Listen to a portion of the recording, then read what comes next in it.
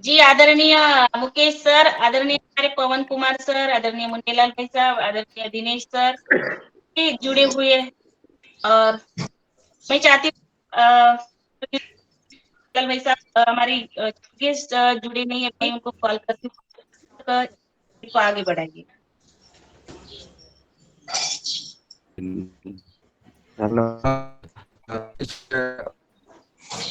को अमृत कर ले। पहले मैं दो शब्द पवन जी से ले लूं, अभी दो शब्द हमारे आज के योगाचार्य जी के लिए आदरणीय पवन सर जी से ले लूं, और फिर जो है अपन चीफ गेस्ट महोदय को बुला लेते हैं। बहुत सुंदर रही जी।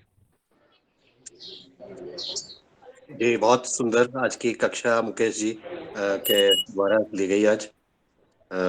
ये हल्द्वानी में इनका कार्य चल रहा है, हल्द्वानी में ये बेस्ड है और नियमित रूप से आप पोस्ट करते रहते हैं, तो इसी क्लिप के माध्यम से हमें पता लगा आपने बहुत सुंदर कक्षा ली। इसी प्रकार से हम समय समय पर जब भी आपको समय होगा, शनि रविवार के दिन जब आप अगले रविवार को मैं आपसे मिलते हैं, आपका बहुत अभिनंदन है और धन्यवाद आपको।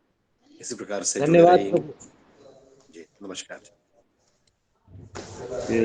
धन्यवाद सर। ये हमारे आदरणीय पवन कुमार सर जी थे, पतंजलि योगपीठ है हरिद्वार से, जिन्होंने आज आपको एक बोला है कि हर रविवार को अगर आपका समय रहता है तो हमें इस दैनिक उपहार कार्यक्रम में आपने सहमति दी है। आपका बहुत बहुत साधुवाद। अब मैं रंजना जी से निवेदन करूंगा कि आज के चीफ गेस्ट महोदय के लिए आदरणीय दिनेश जी आमंत्रित करें। आदरणीय तो दिनेश जी। आप सबका धन्यवाद। मेरा सौभाग्य होगा कि मैं आपके साथ रविवार के दिन अपनी कक्षा कर सकूं। ओम। जी, आदरणीय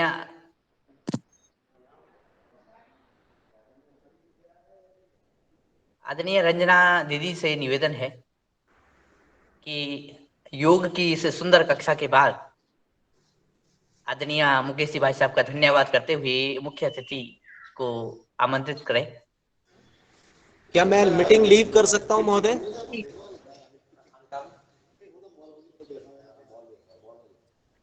जी जी। हाँ जी, हाँ जी, आप लीव कर सकते हैं, कोई समस्या नहीं है। ओम आप ओम। धन्यवाद, आप धन्यवाद। सबका धन्यवाद। ओम।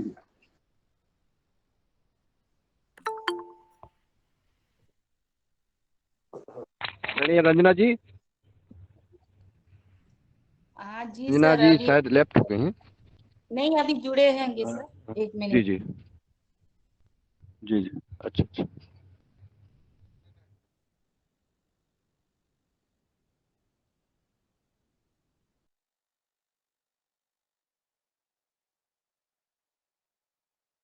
लगता अभी चीफ गेस्ट महोदय नहीं जुड़े हैं, ऐसा आभास हो रहा है। रंजना जी बात कर रही हैं। जब तक हमारे चीफ गेस्ट महोदय जुड़ते हैं तब तक हम अपनी चर्चा जारी रखें। तो आदरणीय दिनेश जी सेमवाल जी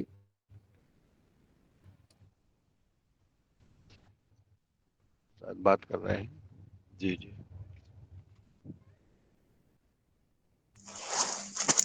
जी रमेश चंद मेहरा जी। जी ओम। हमारे जी कोई बात रखना नर्मदापुरम जी ओम। में शायद जो लगभग प्रतिदिन जुड़ रहे हैं अशोक पटेल जी, हम उनसे निवेदन करेंगे कि वो अपने अनुभव बताएं, क्योंकि हमने उनसे बनखेड़ी में बात की थी और वो अब नियमित जुड़ रहे हैं, तो हम उनसे निवेदन कर रहे हैं कि वो थोड़ा सा अपना अनुभव बताएं, उनको हमारी कक्षा कैसी लग रही है। जी ओम। ओम जी। जी जरूर, अशोक पटेल जी का स्वागत है। जी जी, आवाज आ रही साहब? जी आ रही है। मेहरा जी, आपने बहुत बड़ा उपकार किया। मैं योगा करता था लेकिन मजे नहीं आते थे। आपके साथ जब से जुड़े हैं नींद खुल जाती है बिल्कुल फिक्स टाइम पर। बहुत आनंद आ रहा है और जी जी सर जी। नई नई चीजें सीखने को मिल रही है, नए नए अनुभव प्राप्त हो रहा है।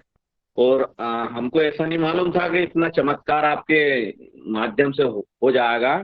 बहुत आनंद आ रहा है और मैं रोज नियमित रूप से इसमें जुड़ा हूँ। नींद मन से ही खुल जाती है और जी आपका बहुत बहुत आभार, बहुत बहुत धन्यवाद। जी और मैं जैविक खेती भी करता हूँ। कल मैंने एक पोस्ट डाली थी, सभी किसान भाइयों से निवेदन है कि अपने खेत में नरवाई में आग बिल्कुल नहीं लगाएं, क्योंकि नरवाई में अगर आग लगाते हैं तो अपने जमीन के सूक्ष्म पोषक तत्व जलकर नष्ट हो जाते हैं। और जी। हम विगत 6-7 वर्षों से नरवाई में आग बिल्कुल नहीं लगा रहे हैं। हमारे गांव में सबको प्रेरणा देते हैं और 10-12 एकड़ में जैविक खेती जो गो आधारित है वो हम करते हैं। और नरवाई में आग नहीं लगाने से हमको फायदा ये कि हमारा जो उत्पादन है कम से कम 2 से 3-4 गुना ज्यादा पैदा, मतलब गेहूं भी 25-26 कुंटल एवरेज आता है, चने का भी 10-15 कुंटल एवरेज आता है। जी उससे ये जी फायदा होता है। तो जी पहले हम ये नहीं समझते थे, पहले हमको कोई बताता था तो हम नहीं, जब हमने पूरा प्रैक्टिकल किया तो उसका ये अनुभव हुआ कि नरवाई में आग नहीं लगाने से बहुत फायदा है। और जो पेड़ पौधे अपने मेर पे जो सब है वो भी सब जल जाते हैं, जीव जंतु जितने मित्र कीट है अपने धरती के जी वो भी जी सब जलकर नष्ट हो जाते हैं। तो सभी जो किसान भाई अगर इसमें जुड़े हुए हों तो नरवाई में आग बिल्कुल भी नहीं लगाएं और पेड़ लगाएं। और आपके माध्यम से हमको नई नई चीजें और सीखने को मिलती है। मैं तो जिज्ञासु प्रवृत्ति का हूँ। जी मैं भी जी बहुत से देशों में घूम के आया हूँ, ऑस्ट्रेलिया, न्यूजीलैंड, इजराइल वगैरह सब देशों की यात्रा की। जी और अपना जो क्षेत्र है नर्मदापुरम, ये बहुत अच्छा क्षेत्र है खेती के मामले में। यहाँ की जलवायु, यहाँ की प्रकृति, यहाँ का पानी, ये सबसे सुंदर है। अब इसमें खेती में व्यक्ति अधिक से अधिक लाभ ले सकता है। अभी जो है दूसरी ये गेहूं, चना, सोयाबीन ये फसल ले रहे हैं। और जिस दिन ये क्षेत्र हार्टिकल्चर क्रॉप में उतर जाएगा उस दिन 1 एकड़ में 4 से 5 लाख रुपए भी कमाऊंगा। तो जी भाई। आप मेहरा जी, आपने हमको जोड़ा, हम आपके बहुत बहुत आभारी हैं। और आनंद ले रहे हैं, आपकी पूरी कक्षा का आनंद ले रहे हैं जी वो ऑनलाइन के माध्यम से। और सभी सभी लोगों का बहुत बहुत धन्यवाद। बस आपका इसी प्रकार स्नेह मिलता रहे। जी जी। ठीक है जी। अब मैं ओम। हमारे मुख्य अतिथि महोदय आ गए होंगे, तो हमने बीच में थोड़ा सा ये हमारे नए साथी का आप लोगों को परिचय करवाया और मुख्य अतिथि जुड़ गए होंगे, तो आप उनका हम सुनेंगे। जी ओम। बहुत बहुत धन्यवाद आदरणीय मेहरा जी। और आपने अशोक भैया को जोड़ा और अशोक भैया का इस जो है लगन और उन्होंने जो पराली जलाने के लिए किसानों को आह्वान किया है, बहुत सुंदर समय पर उन्होंने आह्वान किया है और खुद नहीं जलाते हैं और उसका लाभ भी बताया है। बहुत बहुत साधुवाद।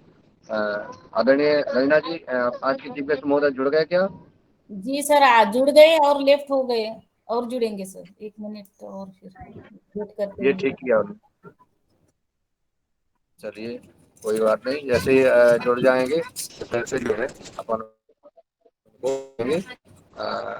हमारे बीच में अन्य नए साथी भी जुड़े हुए हैं जिनने युवाहार कार्यक्रम में जो अभी जुड़े हैं वो भी अपना अनुभव शेयर करना चाहते हो तो सादर आमंत्रित हूँ। आदरणीय गणेश गौर जी भी जुड़े हैं और वो अन्य साथियों को भी जोड़ रहे हैं साथ में। आज मैं गणेश गौर साहब को आमंत्रित करता हूँ कि वो भी आए और अपना अनुभव शेयर करें। आदरणीय गणेश प्रसाद जी। सभी सदन को प्रणाम। और आज के सदन में हमारे जो योगाचार जुड़े थे, मैं उनको नमन करता हूँ।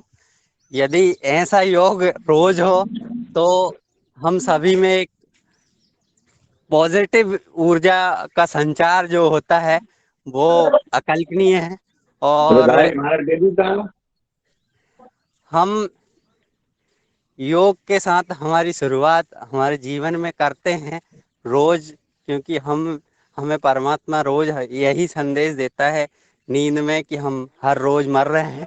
और वो नींद से हमें जगाकर हमें कुछ करने की प्रेरणा देता है। इसी प्रेरणा से हम अपने जीवन में उत्थान की और हम अपने लिए तो दुनिया जीती ही है, हम किसी के लिए कुछ कर पाएं, ये मेरी आप सभी से गुजारिश है कि हम अपने लिए तो सब जीते हैं, हम किसी के लिए कुछ करके जाएं अपने जीवन में, तो अपने जीवन को उत्थान की ओर बढ़ा सकते हैं। इसी बात के साथ मैं अपनी वाणी को विराम देता हूँ। धन्यवाद। धन्यवाद नरेश प्रसाद जी। और आप चीफ गेस्ट महोदय जो जुड़ जाए रंजना जी तो बता देना। जी जी जी सर, बता देंगे। तब तक ये सदन ऐसे ही चलने दीजिए सर, सभी को बुलाइए। और हमारे हाँ जी आदरणीय रमेश चंद्र मेहरा जी हमारे बीच में आदरणीय सुंदर लाल नागवंशी जी जुड़े हुए हैं, बहुत दिनों से जुड़े हैं। मैं उनका चाहूँगा, छिंदवाड़ा से हैं, मैं चाहूँगा कि आप आएँ और योगाहार कार्यक्रम जब से चल रहा है आप बीच बीच में जुड़ते रहे हैं और अपना अनुभव शेयर करने का कष्ट करें। जी आदरणीय सभी मुनिलाल सदन को ओम। जैसा कि मध्य प्रदेश से आगाज हुआ था हमारा मुन्नीलाल जी और पूरी टीम के माध्यम से, तो आज ये कल्प वृक्ष की तरह निरंतर लाभ ले रहे हैं लोग। और साथ में आहार की भी बात करते हैं तो निश्चित ही सभी साथियों को इसका लाभ मिलता होगा। और आने वाले समय में जो जागृति आ रही है, आज शासन प्रशासन भी हमारी बात को ध्यान से सुन रहे हैं और ऑर्गेनिक खेती, जैविक खेती, प्राकृतिक खेती की ओर कदम जिन किसानों ने बढ़ाया है, निश्चित वो मील का पत्थर साबित होंगे। सभी को बहुत बहुत साधुवाद, धन्यवाद। ओम। धन्यवाद आदरणीय नागवंशी जी। और जी रंजना जी कुछ कह रही थी।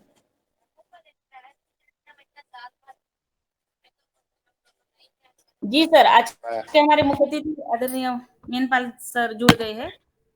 चलिए उनका परिचय के साथ आमंत्रित कर लीजिए। जी जी, आज के हमारे मुख्य अतिथि आदरणीय श्री मेनपाल गोदारा जी, जिला हिसार हरियाणा से है। और ये पिछले 2014 में से 14 से जैविक खेती कर रहे हैं और पूरी उनके पास 5 एकड़ खेती है और पूरी बागवानी खेती कर रहे हैं। और 2 गाय है और संतरा, मौसम्बी, ये सब कुछ, आलू, अमरूद, नीम के पेड़, और मार्केटिंग भी बढ़िया करते हैं, खुद की मार्केटिंग खुद करते हैं। ऐसे हम आज के हमारे मुख्य अतिथि आदरणीय मेनपाल जी को आमंत्रित करते हैं इस योगाहार मंच पर। श्री आदरणीय मेनपाल जी, मेरी आवाज आप तक आ रही है? हाँ आ रही है मैम, आवाज आ रही है आपकी। जी जी, स्वागत है। सभी का मेरी तरफ से प्रणाम। जो हमारे मंच पे दर्शक जुड़े हुए हैं, किसान हैं, जो भी हमारे मुख्य रणनीय जो मंच को चला रहे हैं, सभी को मेरा प्रणाम। पहला तो मैं परिचय दे देता हूँ। मेरा नाम मेनपाल है गोदारा और गांव काजला, जिला हिसार और राज्य हरियाणा से मैं बिलोंग करता हूँ। मैं 2014 से प्राकृतिक खेती करता हूँ। तो मुझको सीख प्राकृतिक खेती की सन 2000 से मिली थी हिमाचल प्रदेश से। मैं 7 साल वहाँ पर मैंने बिताए हैं और वहाँ पर खान पान देखा, लोगों का उनका जीवन देखा। बहुत ही स्वस्थ लोग हैं वहाँ के। तो वहाँ से मुझे सीख मिली। तो हमारे हरियाणा के अंदर तो बहुत ज्यादा रासायनिक का प्रभाव है। उनको गोदारा जी दिख नहीं रहे। आवाज आ रही है सर? दिख नहीं रहे। चलो वीडियो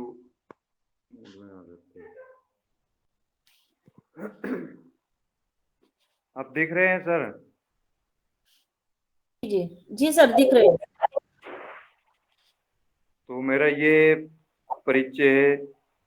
और जो प्राकृतिक खेती करता है, प्राकृतिक खेती गौ माता पर ही आधारित है, उसके बगैर प्राकृतिक खेती नहीं है। अगर कोई किसान कहता हो मैं प्राकृतिक खेती करता हूँ, तो गाय नहीं है तो उसके पास उसकी खेती संभव ही नहीं है किसी प्रकार की। तो इस युग के अंदर हम देख रहे दिन प्रतिदिन इतना रासायनिक का इतना प्रभाव छिड़काव वो डाल रहे हैं। कंपनियां किसानों को भ्रमित कर रही है कि बगैर रासायनिक के खेती नहीं हो सकती, और हम दावा के साथ कह सकते हैं कुदरती खेती में है जो धरती माँ को प्रणाम करता है और खेत में जाके अपना बीज उगाता है, उस बीज के अंदर कभी रोग नहीं आएगा और पूर्ण तरीका से वो खेती 100% संभव है।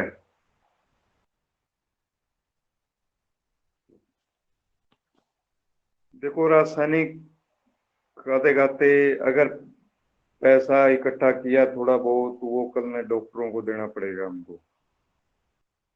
अगर वो पैसा हम अपनी मेहनत में लगाएंगे, एक हमारा शरीर स्वस्थ रहेगा और दूसरा हम जिसको भोजन खिलाएंगे वो भी स्वस्थ रहेंगे, और हमारा जो कुछ पैसा बचेगा हमारा वो पैसा सेफ बचेगा, वो डॉक्टरों के पास कभी भी नहीं जाएगा।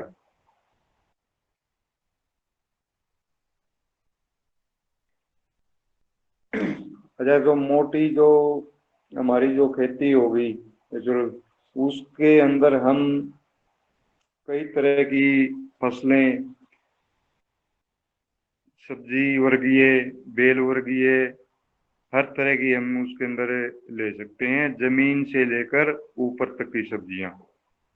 जैसे हमने उगाई है नीचे जमीन के अंदर, हल्दी होगी, अदरक होगी, अरबी होगी, ये जमीन के अंदर हमारी होगी। उससे ऊपर बेल वर्गीय होगी, जैसे घिया, लौकी है, तोरई है, करेला है और परमल है, तो इस तरह बेल वर्गीय होगी। उससे ऊपर की होगी हमारी जैसे मिर्ची है, टमाटर है। उससे हमारे जो फल वाले पौधे आ गए, जैसे अमरूद है, संतरा है, मौसम्बी है, किन्नू है, माल्टा है, सेब है। उससे ऊपर आ गया हमारा जैसे पपीता आ गया लेवल की जगह। उससे ऊपर हमारा जैसे मोरंगा आ गया। मोरंगा जो आप गूगल पे सर्च करो तो वो 300 प्रकार का रोग का निदान है, और उसकी पत्तियां का पाउडर बनाकर अदर कंट्री तक उसका बिजनेस कर सकते हैं, बहुत ज्यादा डिमांड है। तो जो रासायनिक करते हैं उसके अंदर इतनी हम पैदावार नहीं ले सकते। अगर कोई साथी को सवाल पूछना हो खेती के बारे में, कुछ जानकारी लेनी हो, तो हमसे आप सवाल कर सकते हो, हम आपका जवाब देने के लिए तैयार हैं।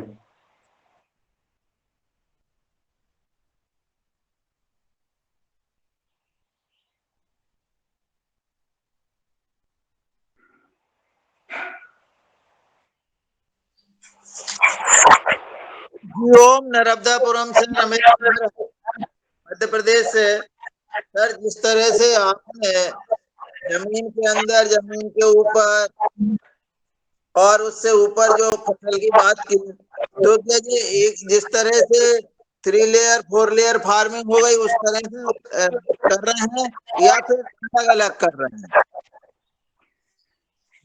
दोबारा एक बार दोहराइए अपना सवाल। जी ओम, मैं ये कह रहा हूँ कि आपने हमको ये बताया कि जमीन के अंदर, हाँ, ऊपर और उसके ऊपर भी आपने 4 लेयर तक बात की। तो ये एक ही जगह पर कर रहे हैं आप या अलग अलग खेत में कर रहे हैं? नहीं, हम ये एक ही खेत के अंदर कर रहे हैं। जैसे ये जमीन के अंदर जैसे हमारी हल्दी हो गई, अदरक हो गई, अरबी हो गई, जमीन के अंदर ये हो गई। ऊपर हमने लगा दिया जैसे बेल वर्गीय, जैसे घिया हो गई, तोरई हो गई, करेला हो गया, बेल वर्गीय। उससे ऊपर हमारा हो गया जैसे मिर्ची का पौधा हो गया, टमाटर का पौधा हो गया। उससे हमारा ऊपर हो गया जैसे फलदार पौधा, मौसमी हो गया, अनार हो गया, संतरा हो गया, और किन्नू हो गया, अमरूद हो गया, हमारा ये हो गया। उससे ऊपर हम चलेंगे तो उस कौन से पौधे को ये परेशानी नहीं, उससे लेवल के हिसाब लगाएंगे तो उससे ऊपर हम चलेंगे। जैसे पपीता हो गया हमारा, जी पपीता हो गया, उससे ऊपर हमारा चला गया जैसे मोरंगा। तो जी ये पंचस्तरीय बागवानी बोलते हैं इसको, सुभाष पालेकर की विधि से। जी जी जी कौन सी भी फसल को कोई परेशानी नहीं है, कोई दिक्कत नहीं है, सभी अपनी फसल अपने अनुसार जमीन के अंदर फल फूल रही है और पूरा हमें लाभ दे रही है। तो सर इसमें आप 1 एकड़ में कितना निकाल लेते हैं अनुमानित? हम 1 एकड़ से हल्दी कम से कम भी हमारी उतरेगी तो हम 2 साल के अंदर हल्दी निकालते हैं। तो एक पौधे से जिसकी हमारी 3 से 4 किलो हल्दी निकल जाती है एक पौधे से।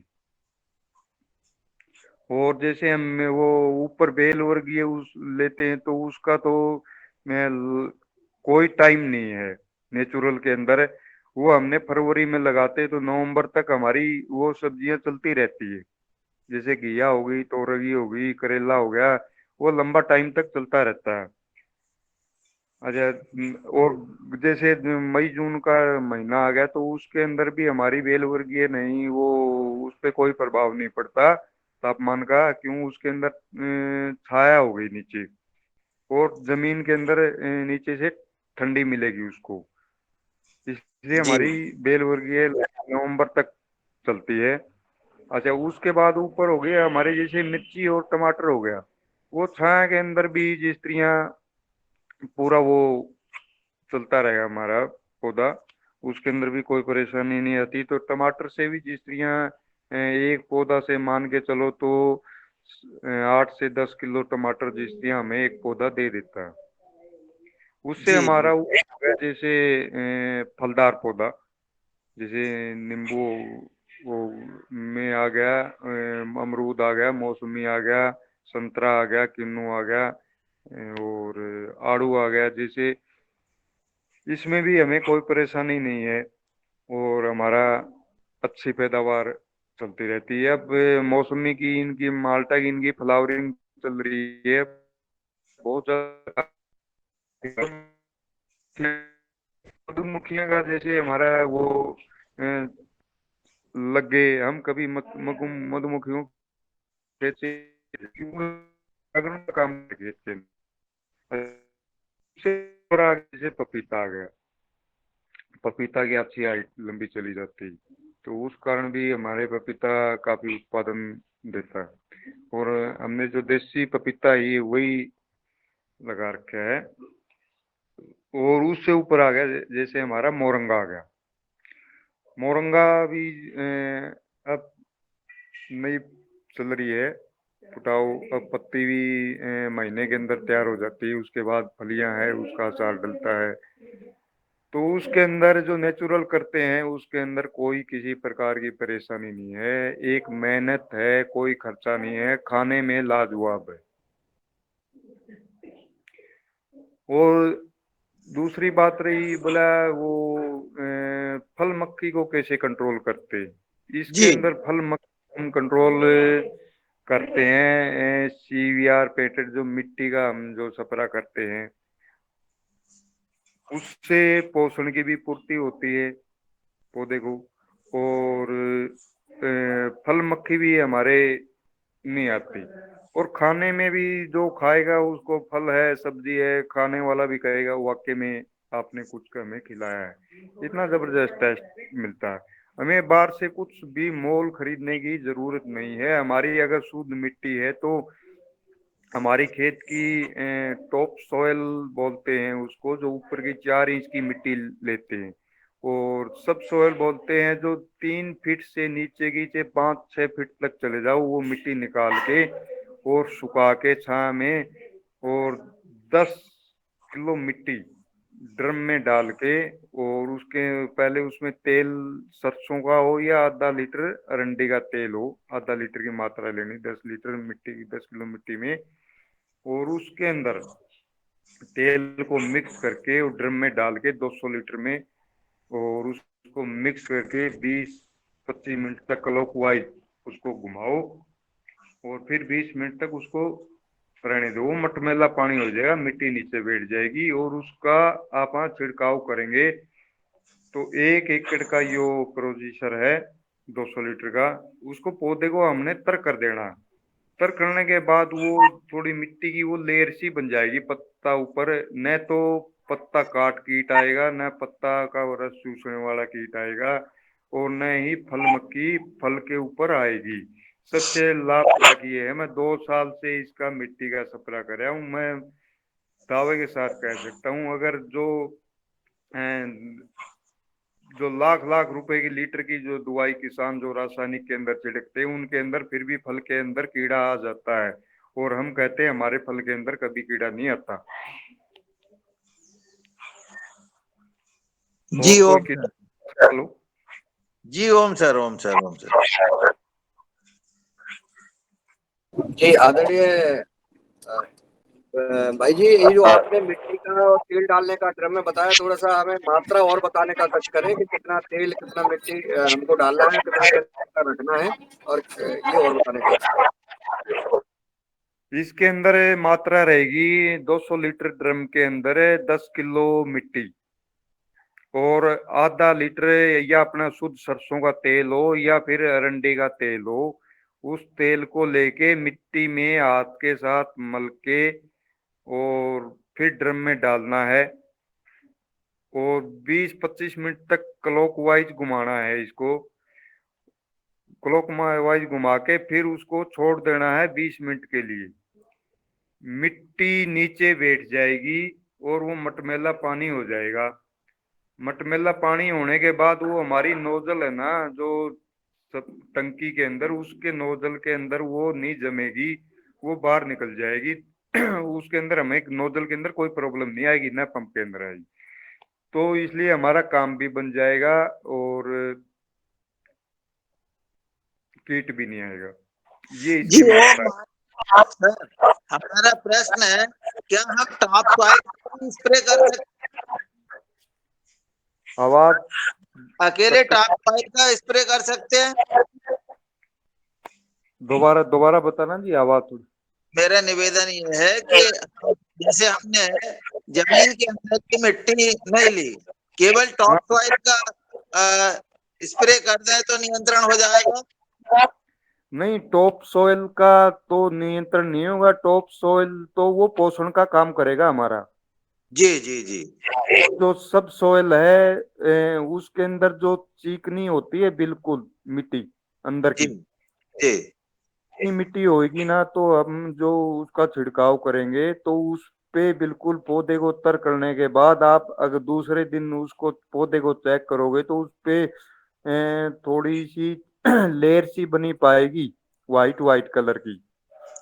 जी। तो क्या हम नाले की मिट्टी ले सकते हैं? हाँ जी, या नाले की मिट्टी ले सकते हैं? अपने खेत की अंदर की शुद्ध मिट्टी हो, अगर खेत हमारा 100% शुद्ध है तो उसके अंदर आप कौन से कुएं की भी मिट्टी ले सकते हो आप। जी जी जी जी।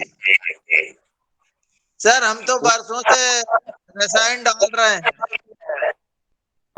आप रसायन को छोड़िए और आप प्राकृतिक खेती के अंदर आइए और फिर लाभ देखियो आप। जी जी जी जी सर।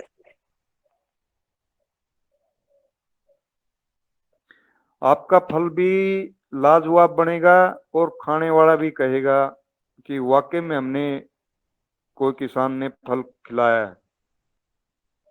जी सर, जी सर, जी ओम सर।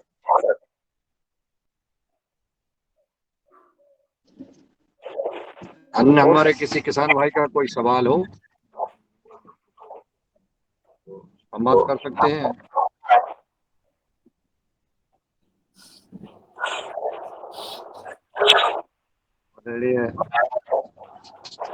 शरद वर्मा जी।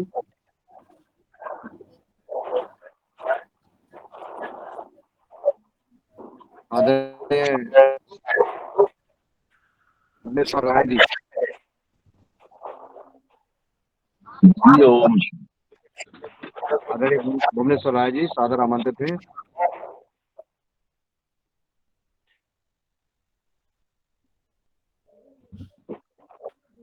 जी ओम। सदन को कोटि कोटि प्रणाम। जी स्वागत है वर्मा जी। जी जी जी। भ्राता ने बहुत अच्छे युक्तियां बताई हैं कि कैसे अपन लोग नेचुरल खेती की तरफ बढ़े। और अगर इसको उनका मोबाइल नंबर सदन में डाल दें और थोड़ा सा ये जो जैसे आपने 3 लेयर बताई, और तो ये फलों में भी कर सकते हैं क्या ये? हाँ जी, फलों में कर सकते हो आप। जी जी, कैसे? सब्जी होगी, फलों होगी, हर चीज में हम कर सकते हैं इसको। जी जी। ये पोषण का भी काम करेगा और कीट नियंत्रण का भी काम करेगा ये। अच्छा अच्छा, तो एक ही चीज मतलब फलों में भी वही चलाना है और वेजिटेबल सब में एक ही चलाना है, करने के ही चलाना। ये मात्रा अलग अलग हो जाएगी? हाँ। अच्छा। जी ओम। अगर आप साथ में ये सभी करते हैं, ऊपर फलदार पौधा है, नीचे वेजिटेबल है हमारा, तो एक साथ कोई नहीं है, मात्रा सभी की एक है।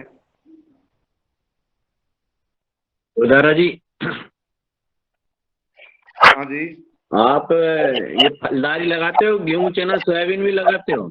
जी जी। प्राकृतिक खेती। सोयाबीन तो हमारे होता नहीं इधर हरियाणा के गेहूं अंदर। चना? और गेहूं गेहूं है, चना है, सरसों है, मूंग तो ये है, गेहूं भी दलहन। प्राकृतिक खेती से करते हो? हाँ, सभी प्राकृतिक खेती से करते हैं हम। और तो गेहूं में नाइट्रोजन की पूर्ति के लिए क्या करते हो? हाँ जी, गेहूं में नाइट्रोजन की पूर्ति के लिए क्या करते हो? यूरिया की जगह क्या डालते हो प्राकृतिक खेती में? हम प्राकृतिक खेती के अंदर यूरिया जो हम डालते हैं।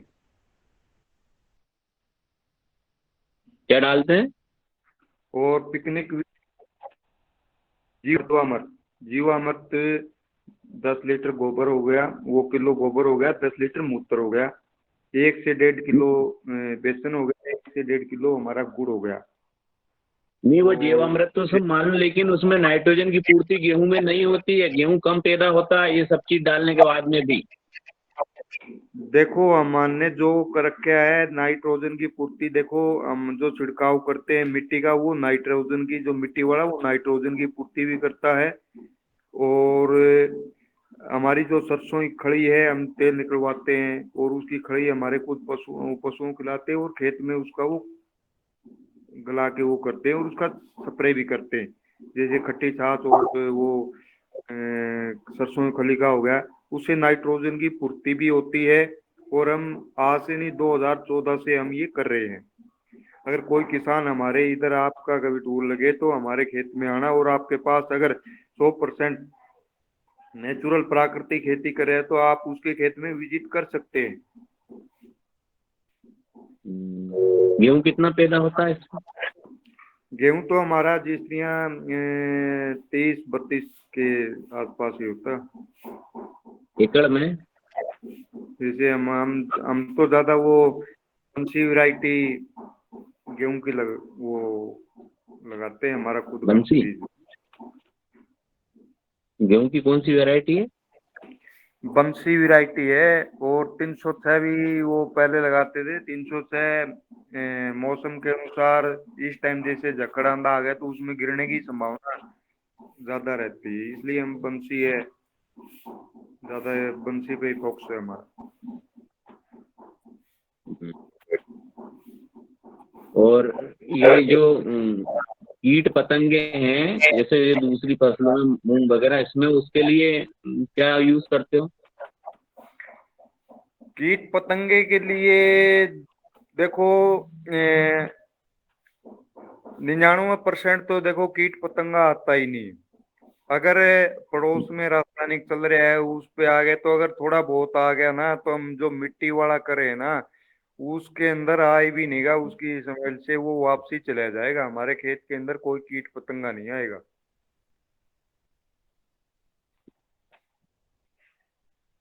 अगर आप में कहीं बाहर हो, अगर आप में छिड़काव नहीं कर पाए, अगर लेट हो गए, तो भी कोई परेशानी नहीं है। क्यों हमारे साथ ये कभी बन जाती है, कब बाहर चले गए तो छिड़काव नहीं कर पाए, तो देखते हैं भी कोई कीट पतंग आया नहीं, नहीं आएगा, बिल्कुल नहीं आएगा। क्यों हमारे जो सूक्ष्म ठीक है जीवाणु है, प्रधान। जो इतने हमारे सूक्ष्म जीवाणु हमारे खेत में पैदा हो जाते हैं, हमारे मित्र कीट असंख्य हो जाते हैं, वो इनको जो हानिकारक हमारे कीट है उनको आने नहीं देगा वो। हम्म, जी ठीक है और ये प्रधान जी, मिट्टी आपसे का नंबर छिड़काव देना कितनी मेरे बार को। करते हैं?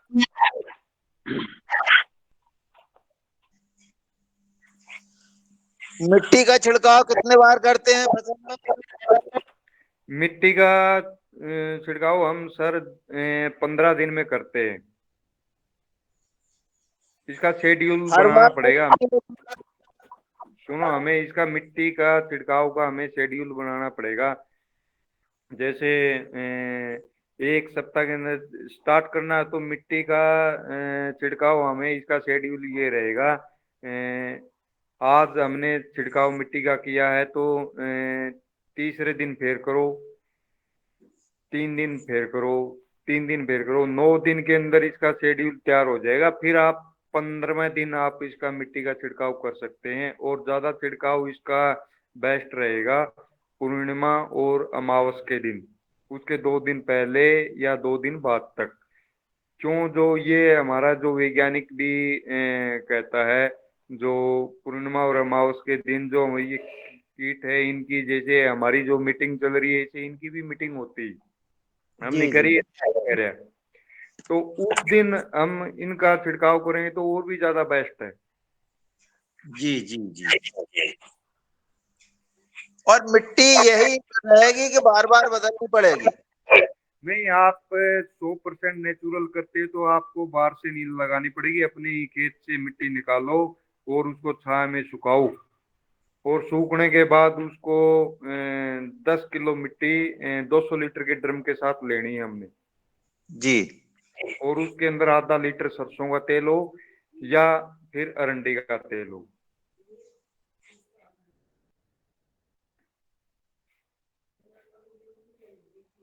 जी सर जी, वो मोर बहुत सुंदर धन्यवाद। और भाई का कोई सवाल हो अगर हम कर दो। अब मैं आदरणीय पवन कुमार जी को आमंत्रित करता हूँ पतंजलि पीठ से, तो वो आए और हमारे मिलने के बाद कार्यक्रम को संबोधित करें।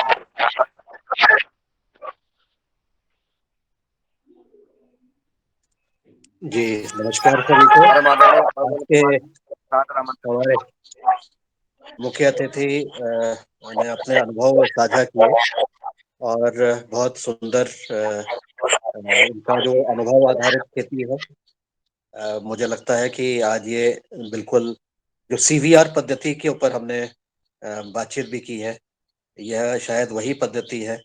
सब सॉइल को लेते हैं, उसको सुखाते हैं, उसका छिड़काव करते हैं, और इसका इन्होंने आज प्रत्यक्ष रूप से अपने अनुभव में बताया है। इस अनुभव के ऊपर हमारे विशेषज्ञ, हमारे विनय वर्मा जी भी अपने कमेंट्स दे सकते हैं, और उनका भी वक्तव्य इसमें आ जाएगा, क्योंकि हम जो कीट बीमारियों के ऊपर जो हम बातचीत कर रहे थे, कई सारी विधियों के ऊपर हमने बातचीत की है, और लेकिन ये सीवीआर पद्धति का जिस प्रकार से उपयोग कर रहे हैं, साथ ही मल्टी लेयर फार्मिंग का जिस प्रकार से उपयोग कर रहे हैं, मुझे लगता है कि बिल्कुल प्रकृति के पास आप चले गए हैं, प्रकृति से पूर्ण रूप से जुड़े हुए हैं। और यही हमारी प्राकृतिक खेती और जैविक खेती का जो दिशा बढ़ रही है, उस तरफ हमारे इस तरह से किसान कई वर्षों के अपने अनुभव को जब साझा करते हैं, तो धीरे धीरे हमें विश्वास होता है, और इस विश्वास के आधार पर जब हम अपने खेतों में इसका उपयोग करेंगे तो धीरे धीरे इस अनुभव से हम सीखेंगे, ऐसा मेरा मानना है। तो मैं अपनी बात को आज यहीं पर ही विराम करते हुए इस विषय पर कि ये जो सीवीआर तकनीक है, मिट्टी की तकनीक है, इसके लिए विनय कुमार जी अपने वक्तव्य, अपने प्रश्न, अपने सुझाव हमें देने का कष्ट करें। धन्यवाद, नमस्कार। जी धन्यवाद आदरणीय पवन नमस्कार। सर जी। मैं सम्मानित सर विनय कुमार जी को आमंत्रित करता हूँ कि वो आए और हमारे चीफ गेस्ट महोदय से संवाद करने का कष्ट करें। नमस्कार। ये जो कर रहे हैं महिंदपाल जी, ये बहुत मेहनत का काम है। जो कर रहे हैं अच्छी बात है, मगर जो मैं कह रहा हूँ कि वो जो आसान रास्ता है, अगर फेरोमोन ट्रैप लगा लें, एक लाइट ट्रैप लटका दें, जो खाली तसलम पानी रख के लाइट लालटेन लटकाना, जिसमें कोई पैसा नहीं लगना, वो सब प्राकृतिक है। मैं कई बार बताया हूँ। वो नीली पीली पन्नी लटका दें, 1 एकड़ में 10 लगा दें, तो ये दवा इतनी बार पानी जो मिट्टी वाला छिड़कने की जरूरत नहीं पड़ेगी। जब जरूरत है तब छिड़कें। ये बहुत लेबोरियस काम है और इतना कई बार डालना पड़ता है उसमें। तो एक बार लटका तो महीनों फुर्सत है, कुछ करना ही नहीं किसान को। किसान को इजी रास्ता ये तो, ये जो करें सब चीजें करें जब जरूरत हो तब, नहीं तो नहीं जरूरत है। अभी फल मक्खी के लिए जो कह रहे हैं, इतनी बार छिड़कना, इतनी लेयर, इतना न्यूट्रिशन की, वो सब अलग विषय है। हमको कीड़ा कंट्रोल करना, कीड़ा कंट्रोल करने के लिए वही फेरोमोन ट्रैप। नहीं हो तो फल कुचल के, देसी है कोई फल जो लगा है वहां पर, उस पक्का फल एक बर्तन में कुचल के रख दें, थोड़ा सा उसमें मैलाथियान दवा, कोई कीटनाशी डाल दें, 1 एकड़ में 5-7 जगह पेड़ पे लटका दें। जितनी फल मक्खी होगी सब जाके उसी में मर जाएगी जाके। वो बगैर पैसे का सब कुछ है, कहीं किसान मार्केट में नहीं जाने की जरूरत है।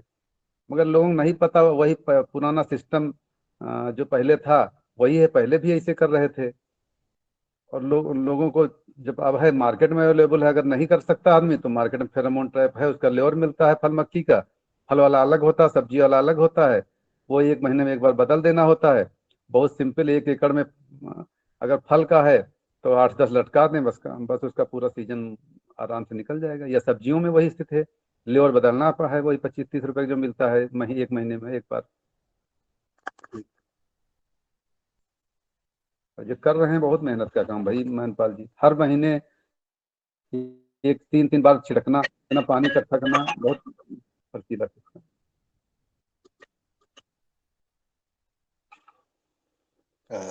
जी धन्यवाद विनय कुमार जी।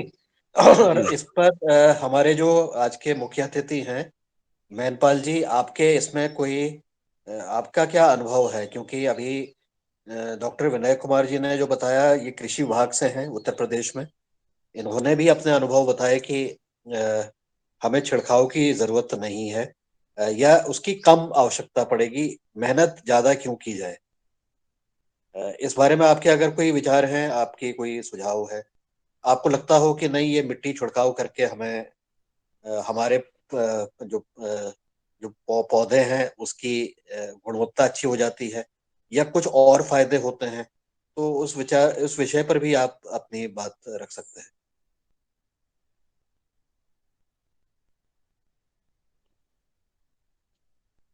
वैसे विनय कुमार जी, ये जो सीवीआर टेक्निक है, इसमें जब चिंतला वेंकट रेड्डी जी जब आए थे तो उन्होंने एक चीज बताई थी जो मुझे अट्रैक्ट करती है। वो ये थी कि सब सॉइल में आपके जो आपके एंजाइम्स और बाकी विटामिन और बाकी ये चीजें जो हैं वो वहां पर इकट्ठा हो जाती हैं, और वो इकट्ठा होके वो भी न्यूट्रिएंट का काम करती हैं। अब चाहे उसको हम स्प्रे के माध्यम से करें, चाहे हम उसको पेड़ के जड़ों के पास उसको डालते हैं जैसा कि वो डालते हैं, तो ऐसा भी ये जो तत्व है जो कि वैसे उपलब्ध नहीं है, तो इसका भी पोषण पौधों को मिल जाता है। तो इस विषय पर शायद ये चीज उनकी जरा प्रासंगिक लगती है कि शायद इससे भी जो हमारा पोषण है वो उसकी गुणवत्ता बढ़ जाती है। तो इस विषय पर भी हम चर्चा कर सकते हैं। आप इसमें अपने विचार बताइए। पवन जी, गुणवत्ता की बात अलग, मैं कीटनाशी और इसकी जो बात कर रहा हूँ जिसके लिए लोग आप मुख्यतः डाल रहे हैं, तो वो जब मैं बार बार यही कह रहा हूँ, आप डालें कोई चीज नहीं, आप ये सीवीआर टेक्निक जो भी टेक्निक अपनाएं, मगर जो पहले सिंपल से क्लिष्ट की तरफ जाए। जब हमको जरूरत हो तब हम उसको स्प्रे करें। न्यूट्रिशन के लिए स्प्रे करना हो तो जो अगर उनका कोई बना हो शेड्यूल कि चाहे जमीन में डाल दें, या ऊपर स्प्रे करना है तो 15 दिन में डालना है तो 15 दिन में स्प्रे कर दें। मगर कीटनाशी की लेकर डाल रहे हैं तो मैं तो नहीं कहूँगा कि ये इतना कठिन काम करें। वो सबसे आसान की तरफ से जाएं। राख डालना है, राख आसान, इससे अच्छा कहीं राख मिल जाए, राख डाल दो, 5 किलो 1 एकड़ में बहुत है।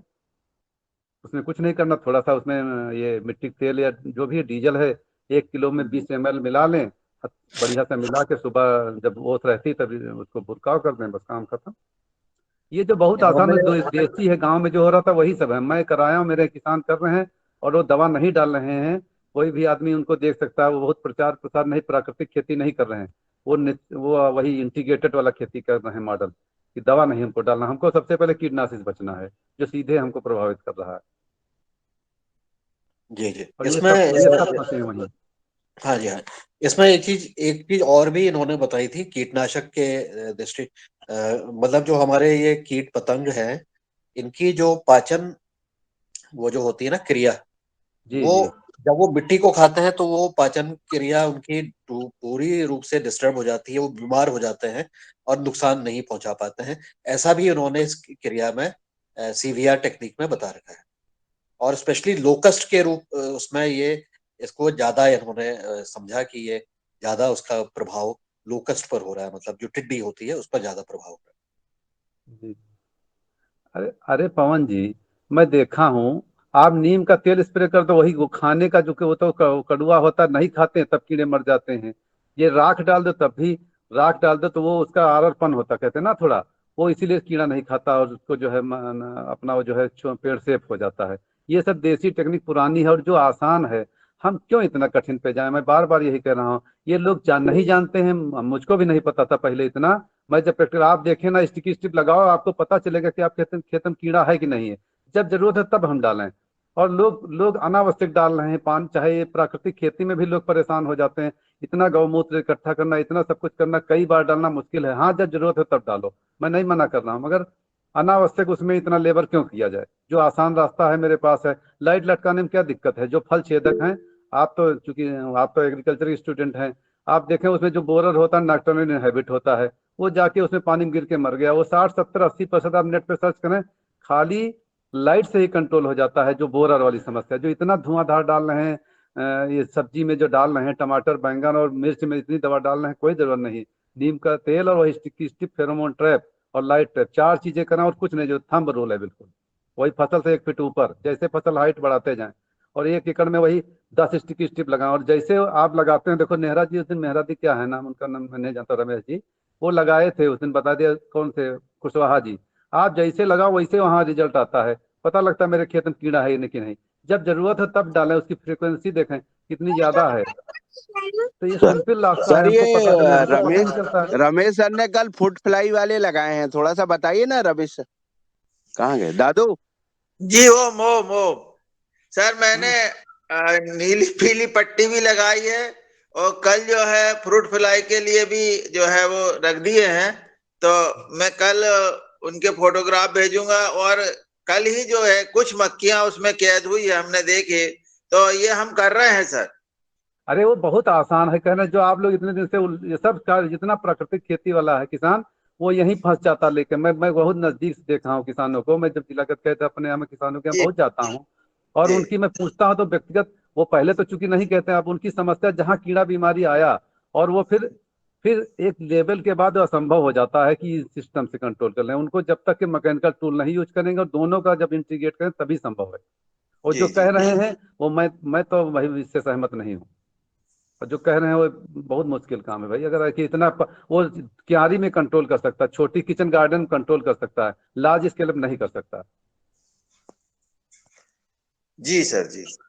हम तो सर अभी लगाए हैं, अब पहली बार ही कर रहे हैं। आप उसके परिणाम अब देख रहे हैं। अरे जी हाँ। आप देखना, आप जरूरत नहीं पड़ेगी, 4 चीजें अगर आप कर लिए, और जब जरूरत हो तब हम डालें। हम नीम का तेल रखे रहें, जब जरूरत हो तब नीम का तेल डालें। वही उसमें 1 ग्राम सर्फ जरूर मिला लें 1 लीटर में, बस, इससे ज्यादा नहीं जरूरत है। ये जो अभी बता रहे थे मैनपाल जी, वो ठीक है करें, मगर उससे आसान रास्ता हमारे पास, हम उसको क्यों ना अपनावें। आज लेबर मिलना मुश्किल, इतना लेबोरियस है, मिट्टी खोदो, मिट्टी निकालो, मिट्टी सुखाओ, क्या जरूरत है इसकी सबकी। वो जब हमको जरूरत है हम रखे रहें, हमको जब मैं इससे न कंट्रोल करें तब उसको कंट्रोल करें। जी जी। आदरणीय रवि सर, मेरा खेत पर जब जाएं, जब आदरणीय विनय जी को फोन लगा लें और इनसे संवाद करें। आदरणीय मेनपाल सिंह जी।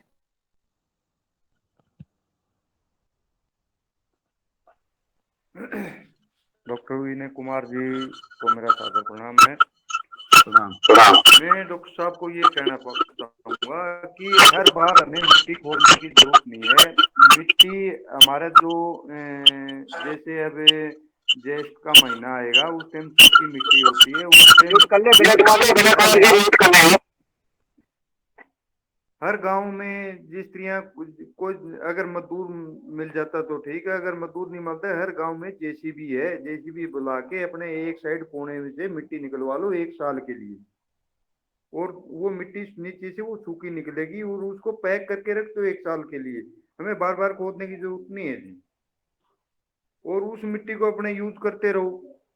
हर बार डॉक्टर साहब खोदने की जरूरत नहीं है हमें, मिट्टी उसको पैक करके सुखा के ना अच्छी तरह छाया में उसको पैक करके कट्टे के अंदर बोरे के अंदर रख दो, और उसको हम ड्रम के मात्रा के साथ उसकी क्वांटिटी लेते रहेंगे और छिड़काव करते रहेंगे। और हर वेजिटेबल से लेकर हमारा मोरंगा तक की इसकी वो है, हम 2 साल से इसको यूज करें। और आपकी बात भी जायज है, आप एक मिनट डॉक्टर साहब, आपके तेल उधर नीम का तेल प्योर मिल जाएगा, हमारे हरियाणा हिसार के अंदर तो नीम का तेल भी प्योर नहीं मिलता, उसमें भी मिलावट है, उसका रिजल्ट नहीं मिलेगा। अगर प्योर 100% शुद्ध ना होगा ना तो हमें उसका रिजल्ट नहीं मिलेगा। आपके पास अवेलेबल शुद्ध है, आपको रिजल्ट मिल रहा है उसी जगह, लेकिन हमारे पास शुद्ध तेल ना होगा ना तो हमें उसका रिजल्ट नहीं मिलेगा, वही फिर परेशानी आएगी, कीट आएंगे। अरे भाई नहीं आएंगे, आप थोड़े आप करके देखो, क्यारी में करें, पहले करें तो आप उसमें क्यों बिल्कुल से स्ट्रेट लाइन में चल रहे हैं। आप थोड़ा करके देखें ना, ये क्यारी में ये करके देखें, ये डिब्बा लटका के देखें, पन्नी लटका के देखें, राख डाल के देखें, लाइट लटका लें, फिर देखो ना पहले क्यों हम इतना क्लिष्ट काम करें, क्यों हम इतना लेबरियस करें। हर किसान को इतना कठिन बता देते हैं लोग कि उसी में उलझ जाता है क्योंकि और सारी समस्या कीड़ा बीमारी की है।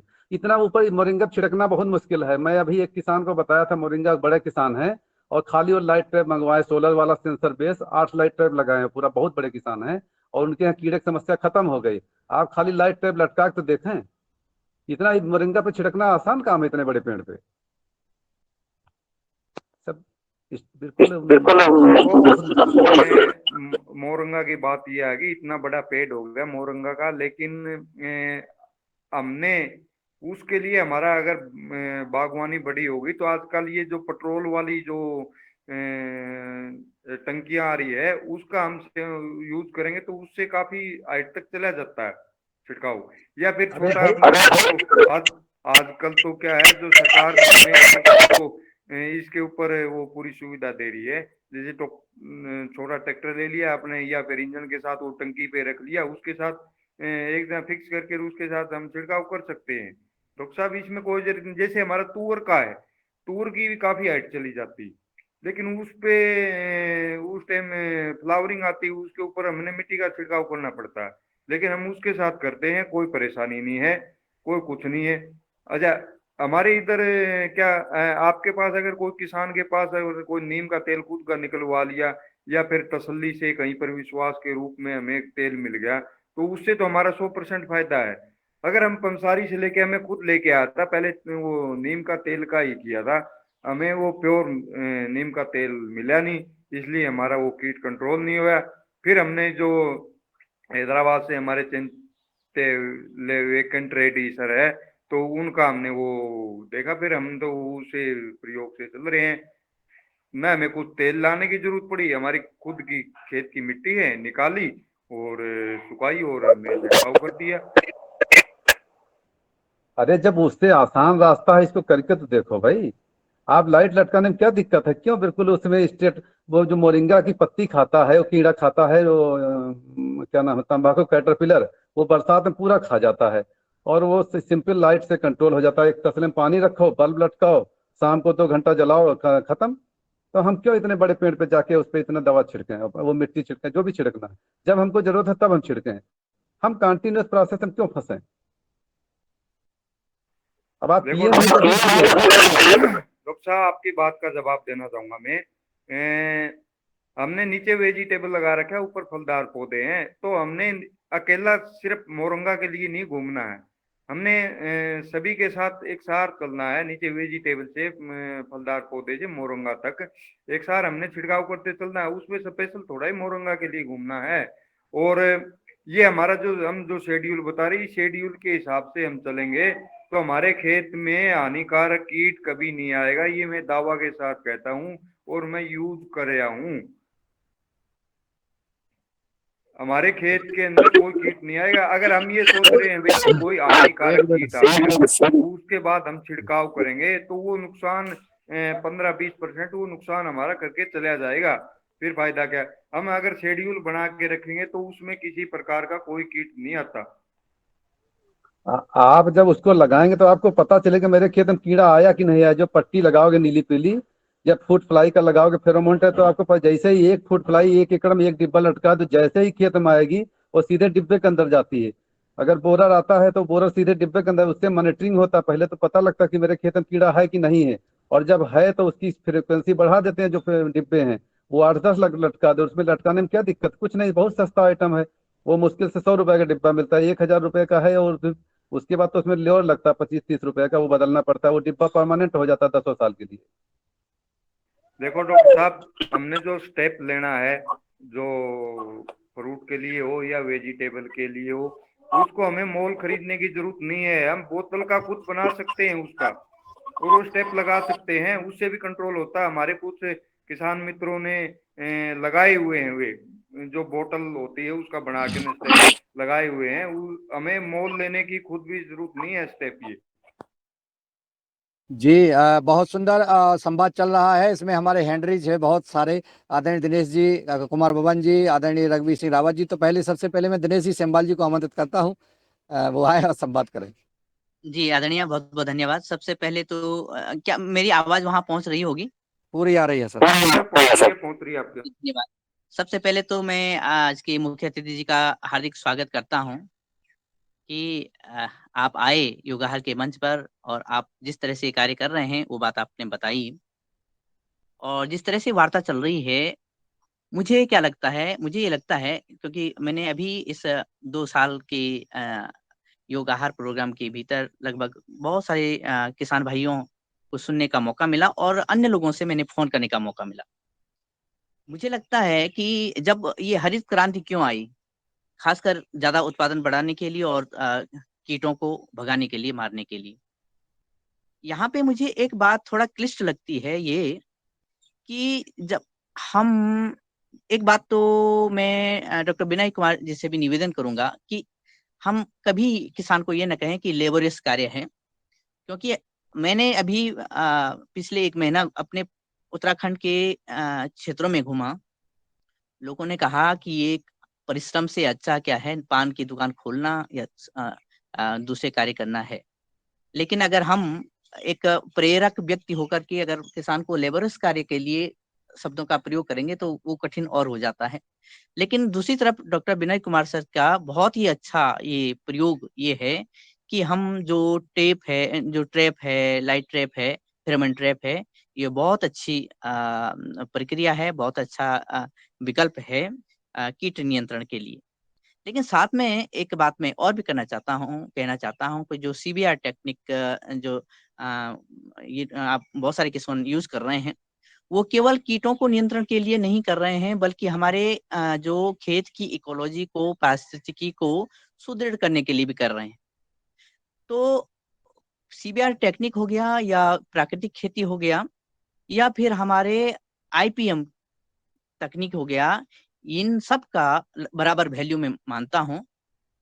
और लेकिन ये भी साथ में मानता हूं कि इन सब को हम साथ में अगर यूज करेंगे तभी हम कंप्लीट आईपीएम कह सकते हैं।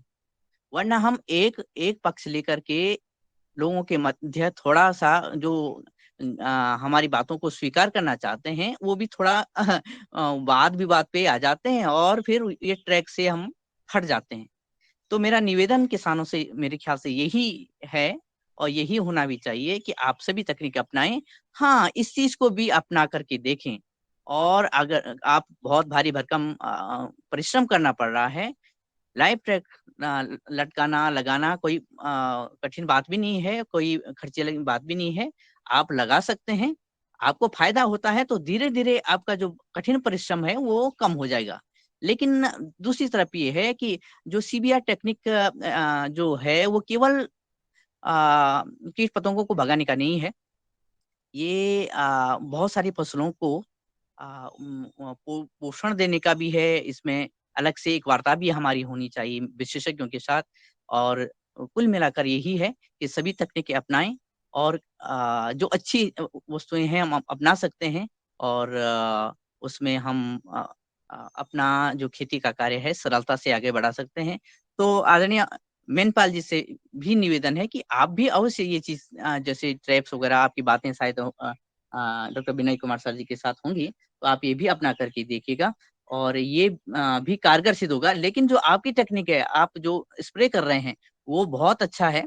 उससे यहाँ तक देखा गया है कि जो फोर्टिफिकेशन है, यानी अलग से जो बात की जा रही है कि चावल में गेहूं में अलग से न्यूट्रिशन वैल्यू डालने की बात की जा रही है, उसको भी इसने मात दी है। और इस लगभग अमेरिका और यूरोप कंट्रीज में किसान इसको अपना रहे हैं और वहां से इन सज्जन ने जो सीबीआर सर हैं उन्होंने ये पेटेंट लिया है। और जब किसान जमीन में काम करता है, जो काम करके आगे बढ़ाता है, तो वो तभी उसे विश्वास आता है और उस विश्वास के साथ वो आगे बात करता है। मेरे ख्याल से इसी विश्वास के साथ मेनपाल जी भी बात कर रहे हैं और इस विश्वास को बनाए रखने के लिए किसानों को अपना कार्य करते रहना है। लेकिन जो दूसरी तकनीक है और वो अगर अच्छी है उसको अपनाने में भी कोई हर्जा नहीं है, मुझे यही लगता है। शायद मैंने थोड़ा समय ज्यादा ले लिया, लेकिन हम इन बातों को और ये आवश्यकता भी हो गई है, आने वाले समय की आवश्यकता भी हो गई है। जो अच्छी अच्छी तकनीकें हैं उनको हम अपनाएं और जो जो तब लगेगा कि अगर जो भारी का भरकम है वो स्वतः ही कम होती जाएगी और अच्छाई आगे आती जाएगी। बहुत बहुत धन्यवाद, प्रणाम। जी धन्यवाद आदरणीय कुमार बाबन जी बिहार से।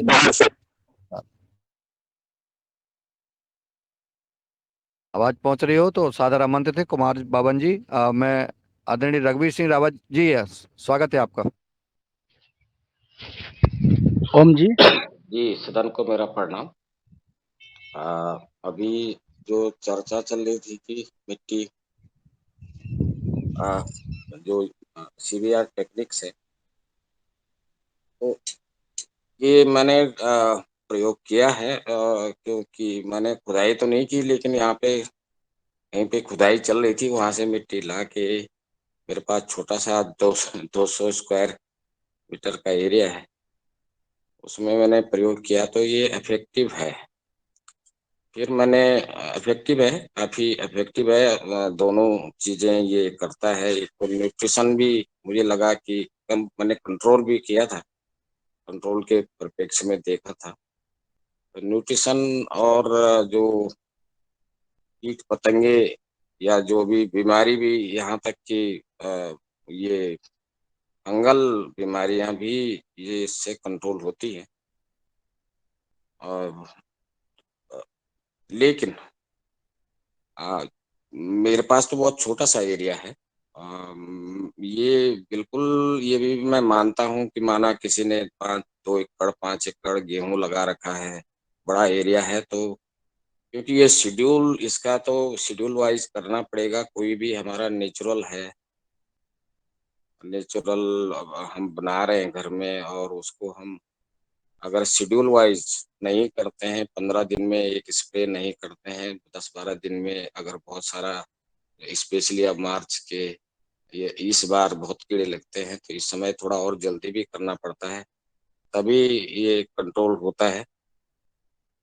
तो इसको देखते हुए जो आदरणीय विनय कुमार जी ने कहा कि ये फेरोमोन ट्रैप और या फिर लाइट ट्रैप, ये भी मतलब बहुत अच्छा मेथड है। एक तो हमें पता चलता है कि हमारे खेत में कौन कौन से कीड़े हैं, कीड़े दिखते भी नहीं है।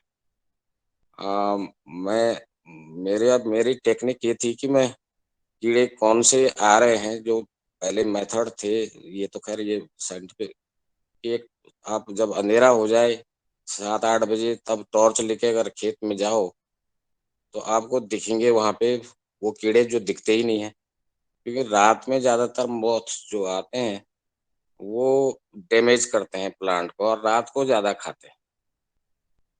तो वो जो फेरोमोन ट्रैप और ये डेफिनेटली अच्छा काम करेगा और मुझे लगता है इसमें और चर्चा होनी चाहिए, कितने लगाने चाहिए। पहले भी बताया था लेकिन बार-बार आदरणीय विनय कुमार जी इसको कहते हैं तो वो भी अच्छी बात है कि क्योंकि ये सरल तरीका है और सीबीआर टेक्निक भी एक अच्छी टेक्निक है। मैंने खुद प्रयोग किया है और मेरा मिट्टी रखी हुई है। जैसे उन्होंने कहा एक दफ़े जेसीबी से निकाल दो, ये बड़े किसान के लिए तो मुझे लगता है बहुत ही बढ़िया है और जैसे-जैसे हम ज़मीन के नीचे घुसते हैं इसमें तो हज़ारों रिसर्च हुई हैं। जो मिट्टी हम नीचे से निकालते हैं वो न्यूट्रिएंट माइक्रो न्यूट्रिएंट उसमें बहुत अधिक मात्रा में होते हैं, मिनरल्स का प्रोपोर्शन बढ़ जाता है, लेकिन नाइट्रोजन 0 हो जाता है 1 मीटर बाद लगभग नाइट्रोजन, फास्फोरस, पोटाश यहाँ तक कि कैल्शियम, पोटेशियम भी कम हो जाता है। इस पे बहुत सारा रिसर्च हुई है कि हम जैसे-जैसे नीचे जाएँगे तो कौन से मेटल्स बढ़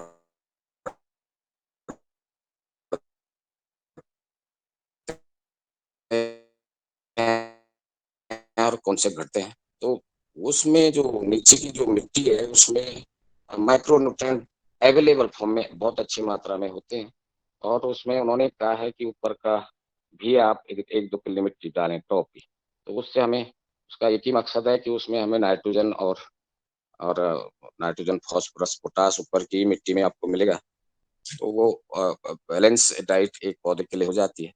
मेरा मुख्य अतिथि जी से जो ये जो चर्चा चल रही है मल्टी लेयर फार्मिंग तो मैं इससे ज़्यादा कन्विंस नहीं हूँ। मैंने ये कोशिश भी किया है। मेरे जो मैंने कहा छोटा-सा एरिया है उसमें 2-3 पेड़ भी हैं। ये पेड़ धीरे-धीरे ग्रो किए और एक नींबू का पेड़ है, एक अ, अमरूद का पेड़ है। अभी मैंने वहाँ से क्या कहते हैं, एक और लगाया है वो अंजीर का और मैं करेला भी उगाता हूँ, बेल वाली सब्जियाँ विशेषतः मैंने ये करके भी देखा है, डंडे लगा के, खड़े करके वो लेयर भी बनाई है। मेरा अनुभव तो ये रहा है कि अ, अगर करेला ऊपर बेल वाले में अच्छा फल हो रहा है, तो नीचे डेफ़िनिटली प्रोडक्टिविटी पे बहुत फ़र्क पड़ता है नीचे की क्रॉप पे। एक हल्दी की मात्र एकमात्र क्रॉप है जो नीचे फर्स्ट लेवल पे हो सकती है, जो ग्राउंड लेवल पे। बाकी उस छाया में क्योंकि छाया तो पड़ेगी, उस छाया में मिर्च और जैसे कह रहे हैं बहुत सारी क्रॉप मतलब जो नहीं प्याज कुछ भी नहीं हो सकता मेरे हिसाब से मैंने तो ये मेरा अनुभव ये रहा है। मूली भी नहीं हो सकती है यहाँ तक कि अब जब तक ये तो प्रकृति का नियम है अगर सूर्य प्रकाश नहीं मिल रहा है तो वो कैसे पौधा ग्रो करेगा। हाँ, हल्दी, अदरक थोड़ा बहुत और प्रोडक्शन में काफ़ी डिप्लीशन हो जाता है उसका। जो प्रोडक्शन खुले में होता है वो छाया के अंदर नहीं होता है, लेयर फार्मिंग और लेयर फार्मिंग कांसेप्ट अगर आप मैंने चौरसिया जी का तो बहुत सारे वीडियो हैं उसमें, जो सागर से हैं उन्होंने काफ़ी अवार्ड्स भी लिए हैं।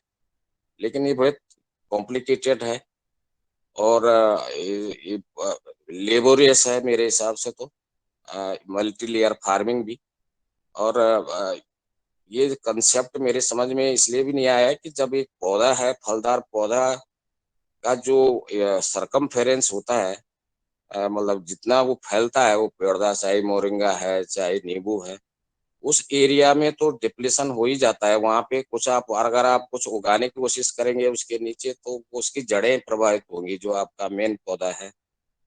वो ऊपर ही रहती हैं जो फीडिंग जड़ें होती हैं। उसमें आप कुछ उगाने की कोशिश करेंगे हल्दी, अदरक तो वो तो होगा ही नहीं वहाँ, उसके उसके सरकमफेरेंस में तो नहीं होगा। हाँ, उसके बीच में 2 पेड़ों के बीच में वो थोड़ी जगह बचती है।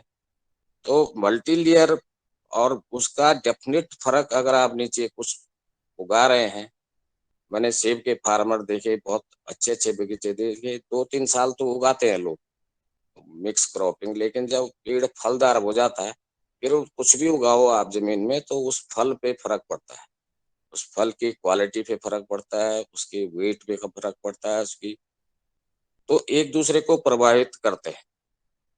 तो जो मल्टी लेयर फार्मिंग का या तो कोई सही तरीका कोई बताए हमें कि किस तरह से और पर यूनिट एरिया पर एकड़ कितना प्रोडक्टिविटी उसमें जनरेट होती है, बहुत क्लियर कट नहीं मिला है।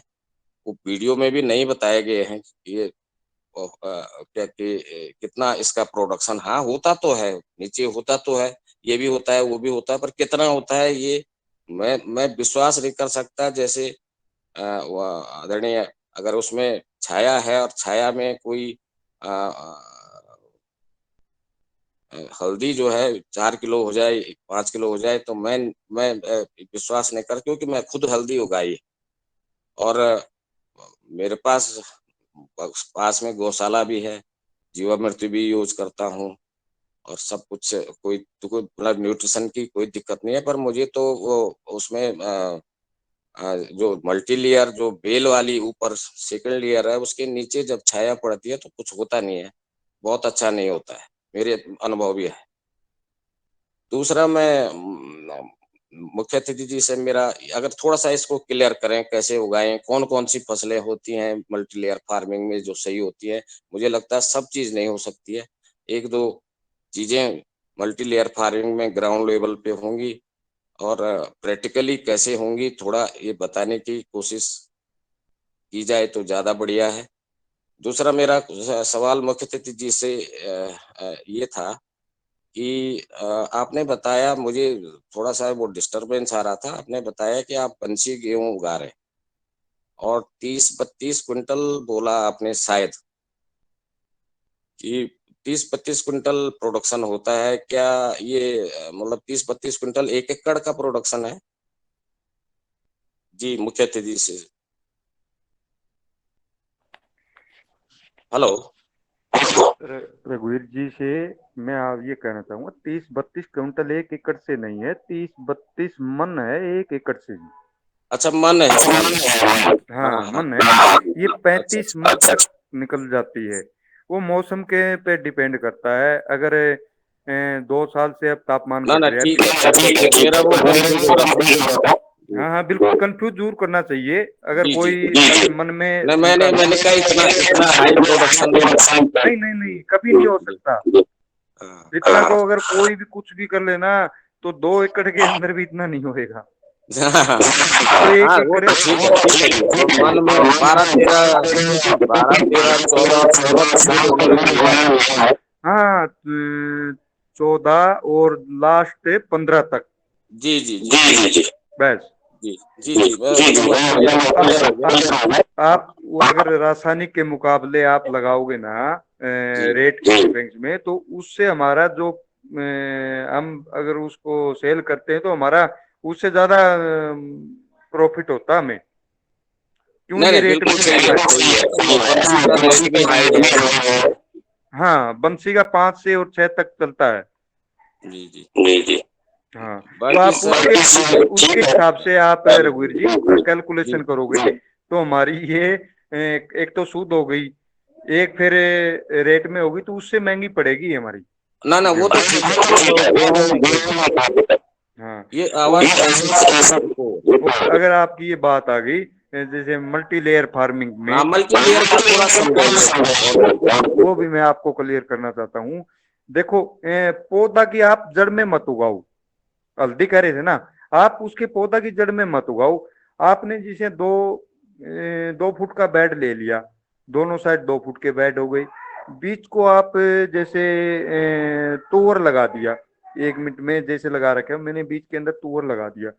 तो जैसे हमारे तो हरियाणा के अंदर हिसार जिला में तापमान काफी गहरा होता है, फरवरी से ही 2 साल से बढ़ रहा है।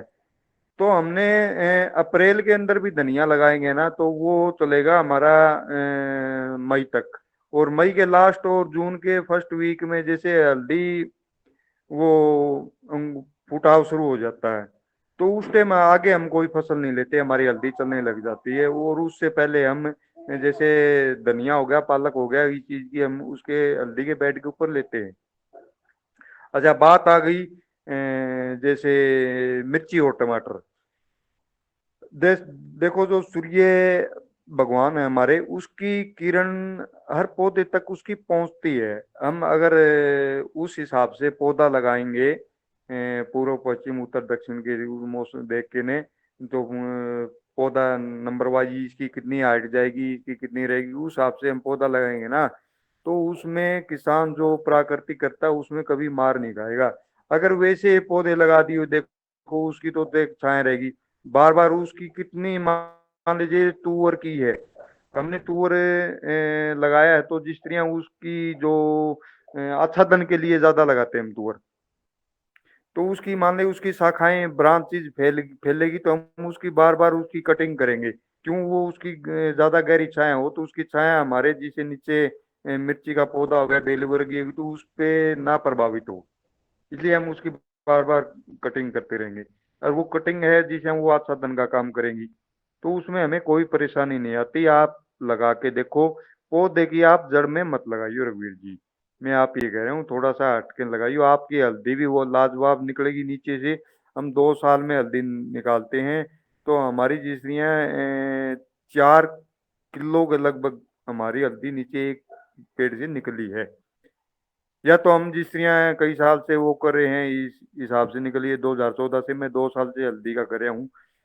और इस कारण में आपने जो हमारा प्रोडक्शन नीचे से जमीन से धरती माने दिया है, उसके बारे में मैं ये आपको हमारा अनुभव है, हमारा जो निकला उसको मैं आपके सामने शेयर कर रहा हूँ। मेरा विशेष तौर आवाज हो रही है। हाँ हाँ, बेल वाली कैसे बात है? दोनों दोनों कोऑर्डिनेट हो जाए, कोऑर्डिनेट हो जाए तो बढ़िया।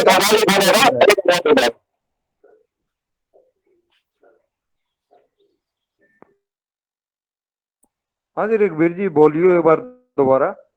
बेल वाले जैसे लौकी है, कद्दू है, या तो करेला है, इसके नीचे क्या उगाते हैं आप? मतलब बरसात में, स्पेशली बरसाती फसल है, मेन फसल कौन सी होती है लेयर फार्मिंग में बेल वाली फसलों के नीचे?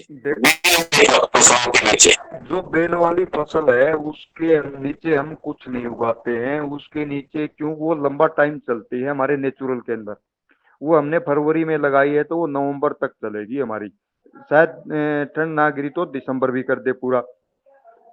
तो हमने जो हल्दी लगाई है ना, उसके ऊपर तो जैसे हमारा धनिया और पालक वो सबसे बेस्ट है। और नीचे तुअर हो गया हमारे नीचे सेंटर में, दोनों बेड के बीच में। तो उसके नीचे आपा जैसे टमाटर का हो गया, मिर्ची का हो गया, उसके सेंटर 5x5 पे है हमारा अगर तुअर का, तो उसके जैसे 2.5 फुट के अंदर, 2.5 फुट इधर हो गया, 2.5 फुट उधर हो गया, तो उसके अंदर जैसे हमें मिर्ची का हो गया, टमाटर का हो गया, वो लगा सकते हैं। उससे हमारा प्रोडक्शन भी ठीक निकलेगा, तो उसको धूप भी मिलेगी। ऊपर वो बेल उर्गी लगा दी ना, तो बारिश के टाइम हमारी बहुत ज्यादा गहरी बेल हो जाती है, तो उसके अंदर हमारी जो हल्दी है वो ग्रोथ नहीं कर पाएगी। जी, और कोई मेरा सवाल? बोलने का मतलब है तो हाँ, मल्टी लेयर नहीं होनी चाहिए, मिक्स फार्मिंग।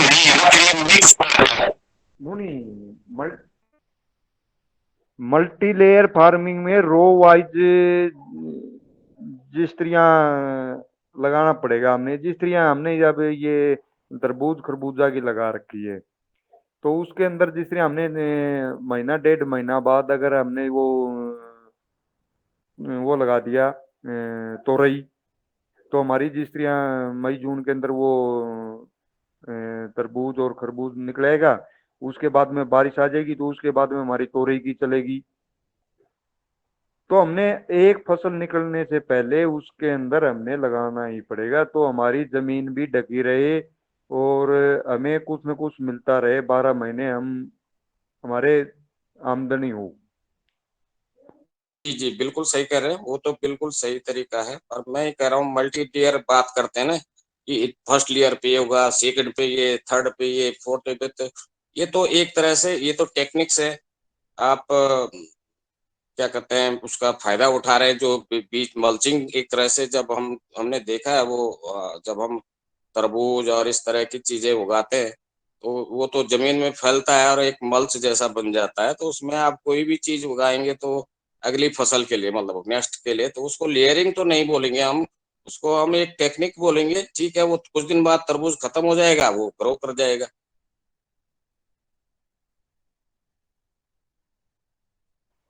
देखो वो मल्टीलाइन करते हैं, वो तो जिस तरह हमारा जो लंबा टाइम चलने वाला है, वो तो जैसे हमारे जो फलदार पौधे हैं और जो लंबा टाइम जैसे ये तुअर हो गया, ये जैसे 5 साल तक हमारा वो चलती है एक बार लगाने के बाद।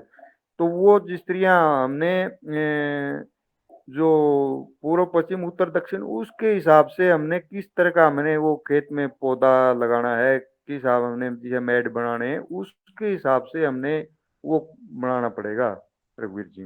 मेरा आपसे निवेदन है, अगर अगर आप वीडियो वीडियो करके आप दिखा दे कल, आज नहीं कल, तो थोड़ा हमें भी आइडिया लग जाएगा कि किस तरह से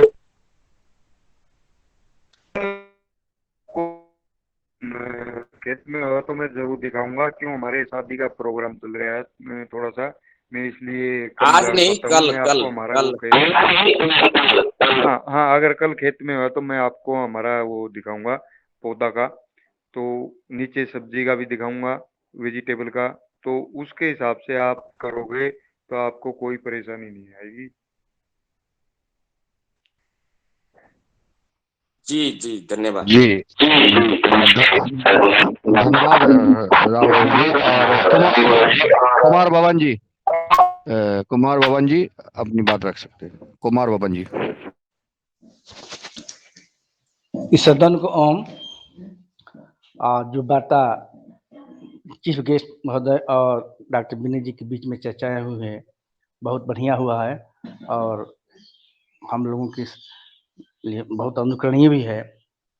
सर, एक समस्या हम किसानों के लिए, ऑर्गेनिक खेती करने वाले, प्राकृतिक खेती करने वाले किसानों की एक बड़ी समस्या है खरपतवार नाशक और कीटनाशक। और जिस क्षेत्र में सब्जी 15 वर्ष से सब्जी का खेती करता हूँ, उस खेत में कभी खेत मेरा खाली नहीं रहता है। मैं उस खेत में टमाटर लगाया हूँ और ये बैगन, तो इसमें हमेशा कीड़ा माने बहुत ज्यादा रहते हैं। तो इस विषय पर किसी दिन विशेषज्ञ रखकर, वैज्ञानिक रखकर विशेष चर्चा हो नाशक और खरपतवार नाशक पर, तो हम प्राकृतिक कृषि करने वाले किसानों के लिए बहुत एक समस्या का समाधान होगा, क्योंकि हम किसानों के लिए यही बड़ी समस्या है, हर्बिसाइड और खरपतवार नाशक या कहें कीटनाशक। इस पर चर्चा किसी दिन भी हो। और अभी डॉक्टर विनय जी से भी मैं कुछ कहना चाहूंगा कि इस पर कुछ चर्चाएं बताएं मुझे। ओम। हेलो हेलो जी जी अरे ये इसमें कुछ नहीं जरूरत कह रहे हैं, जितने लोग फंसे हैं यहीं फंसे हैं। कीटनाशक सारी जो प्राकृतिक खेती अपने आप हो जाए, अगर हम वही था कीटनाशक खरपतवार नाशक फफूंदी तीनने से तो हमारा सिस्टम सब गड़बड़ाया है। और वो सिंपल बैंगन में कोई आदमी कंट्रोल नहीं कर सकते, जो कह रहे हैं मिर्च में नहीं कंट्रोल, बगैर दवा से भी नहीं कंट्रोल होता है ये फूट बोरर। और मिर्च में जब मोजैक आती है और उसका सिंपल रास्ता मोजैक आवे तो 1 लीटर में जो है, एक तो वही नीली पीली पन्नी लगाओ, नीली पन्नी जो उसका थ्रिप्स फैलाता है, और व्हाइट फ्लाई जो है पीली चिपकती है। और क्या असर होता है मुझे पता नहीं है। हमारे मिल जाएगा क्या, बिहार में मिल जाएगा क्या? नीली पत्ती क्या है, इसका विशेषता क्या है? वो स्टिकी स्ट्रिप होती है, कहते हैं उसको स्टिकी स्ट्रिप कहते हैं। ऑनलाइन मिलता है, साइट पे जाएंगे, चाहे जिस पर फ्लिपकार्ट किसी पे जाएंगे, वो ऑनलाइन मिल जाता है। और 1 एकड़ में लगभग वो पैकेट होता है, लगभग 100-150 रुपए मिलता है। उसमें गोंद लगा होता है, कुछ नहीं, सिंपल है। मगर वो गोंद ऐसा होता है कि सूखता नहीं महीनों महीनों। और ये जो हम लोग जुगाड़ वाला घर में बनाते हैं, आप ग्रीस की पन्नी भी लगा सकते हैं, प्लास्टिक पे लगा के ग्रीस लगा सकते हैं, मगर वो भी ग्रीस सस्ती वाली हो, जिसमें महक ना हो कोई, क्योंकि वो कीड़ा फिर महक होगी तो नहीं आएगा, कम आएंगे। मगर शुरुआत उसी से करना है जो टेक्निकली वो बना है, जो भी किसी कंपनी का हो। उसके बाद अपना उसको अपने हिसाब से आप अपने कर सकते हैं कि बाजार जाने की नहीं जरूरत है। और लाइट ट्रैप अगर लगाएंगे, सेंसर बेस्ड सोलर वाला आता है, एक से वो 1200-1300 से अलग अलग क्षमता के हैं, वो 2-3 हजार रुपए के आते हैं। वो लगा देंगे तो वो 2-4-6 साल के लिए फुर्सत होता है। और उस वो अपने आप सेंसर, चूंकि शाम को, जैसे शाम को अभी डॉक्टर साहब पता है रघुवीर जी, वो शाम को कीड़ा खाने नहीं आता, कीड़ा अपना मैटिंग करने के लिए उड़ता है और अंडा देता है जाके पत्ती के नीचे। और अगर लाइट लटका देंगे तो वो पानी में जाके गिर जाएंगे, वो फिर लाइट की तरफ अट्रैक्ट होते हैं, तो वो मैटिंग नहीं कर पाएंगे। मैटिंग नहीं करेंगे तो उनकी आगे की जो संतति वाला प्रोग्राम है रुक जाता है। और दूसरे जो है क्या नाम है इसका, ये जो बैंगन वैंगन आप खेत में फेंक देते होंगे ना, वो जिसमें कीड़ा लग जाता है, वो खेत में न फेंके। सबसे बड़ा वो नर्सरी काम करता है, उसको कहीं खेत में गड्ढा खोदें, उसमें गाड़ दें और मिट्टी डाल दें थोड़ी, फिर आपका कंट्रोल हो जाए। दवा डालने नहीं जाता, क्योंकि बाकी बगैर उसके कोई कंट्रोल नहीं। प्राकृतिक वाले जितने हैं वहीं जाके फंसे मेरे किसान जितने थे, वो यही इंटीग्रेटेड पेस्ट मैनेजमेंट वाला ये सिस्टम अच्छा कारगर है, इसमें कोई दवा की जरूरत नहीं। हर्बिसाइड के लिए? अरे भाई देखो, हर्बिसाइड के लिए फसल चक्र अपनाओ। अभी वो हैंड हो है, ये सब आते हैं जो लाइन वाली फसलें हैं, उनमें हैंड हो यूज करें। और जब फसल चक्र अपनाओगे, जैसे आलू वाले खेत में आपके कभी नहीं वो होता है ये गेहूं मामा, गन्ना वाले खेत में गेहूं मामा नहीं होता अगर गेहूं खेती कर रहे हैं। ऐसे ऐसे फसल चक्रों का अगर नहीं करेंगे तो फिर आप लगातार क्रॉपिंग करेंगे तो दिक्कत है। फिर कीटनाशी का कोई वो खरपतवार नाशी का और बहुत कोई अच्छा इलाज है नहीं। मल्चिंग करते हैं, बस मल्चिंग कर सकते हो कोई अगर वैसी क्रॉप है तो।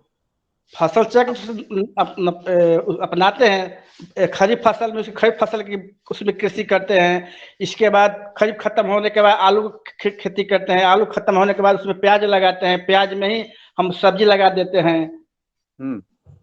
तो फिर भी उसमें इतने छोटे घास हो जाते हैं कि मतलब एक समस्या बन जाता है, जो दुधिया घास कहते हैं, दुधिया घास इतना होता है कि जैसे एक लेयर, एक रजाई जैसा मोटी परत जम जाती है। सभी जितने भी उसमें कद्दू के फसल उगता है उसका सभी रस चूस लेता है, पौधा का ग्रोथ नहीं हो पाता है। क्या चूस लेता है? दुधिया घास, दुधिया घास। अब उसमें देखो, कद्दू वाले में तो आप मल्चिंग कर दो ना, ये आजकल पॉलीथीन मल्च आता है, वही बिल्कुल भाई उसमें ना बने, पॉलीथीन मल्चिंग आती है, सस्ती होती है, वो मल्च फैला दो, नहीं होगा उसमें। हमारे किसान कर रहे हैं, जो मेरे यहाँ किसान प्राकृतिक खेती नहीं हम कहेंगे उनको, हम तो इंटीग्रेटेड अप्रोच अपनाएं।